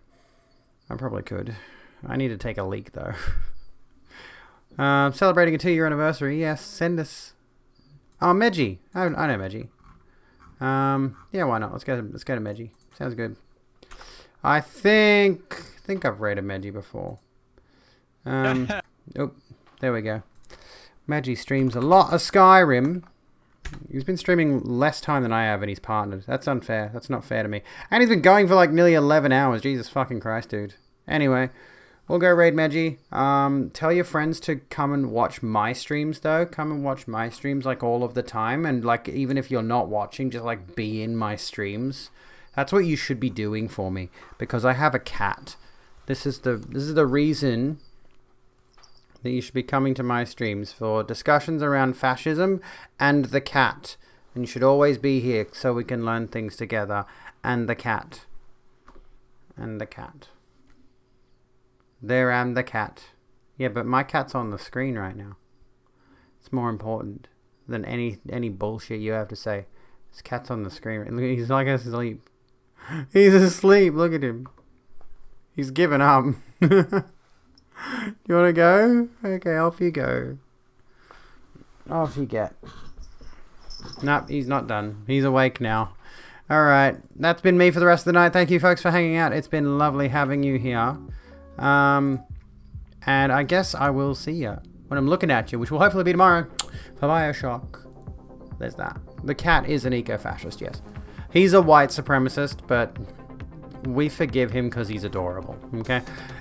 Good night, folks. Have a good one. Love your faces.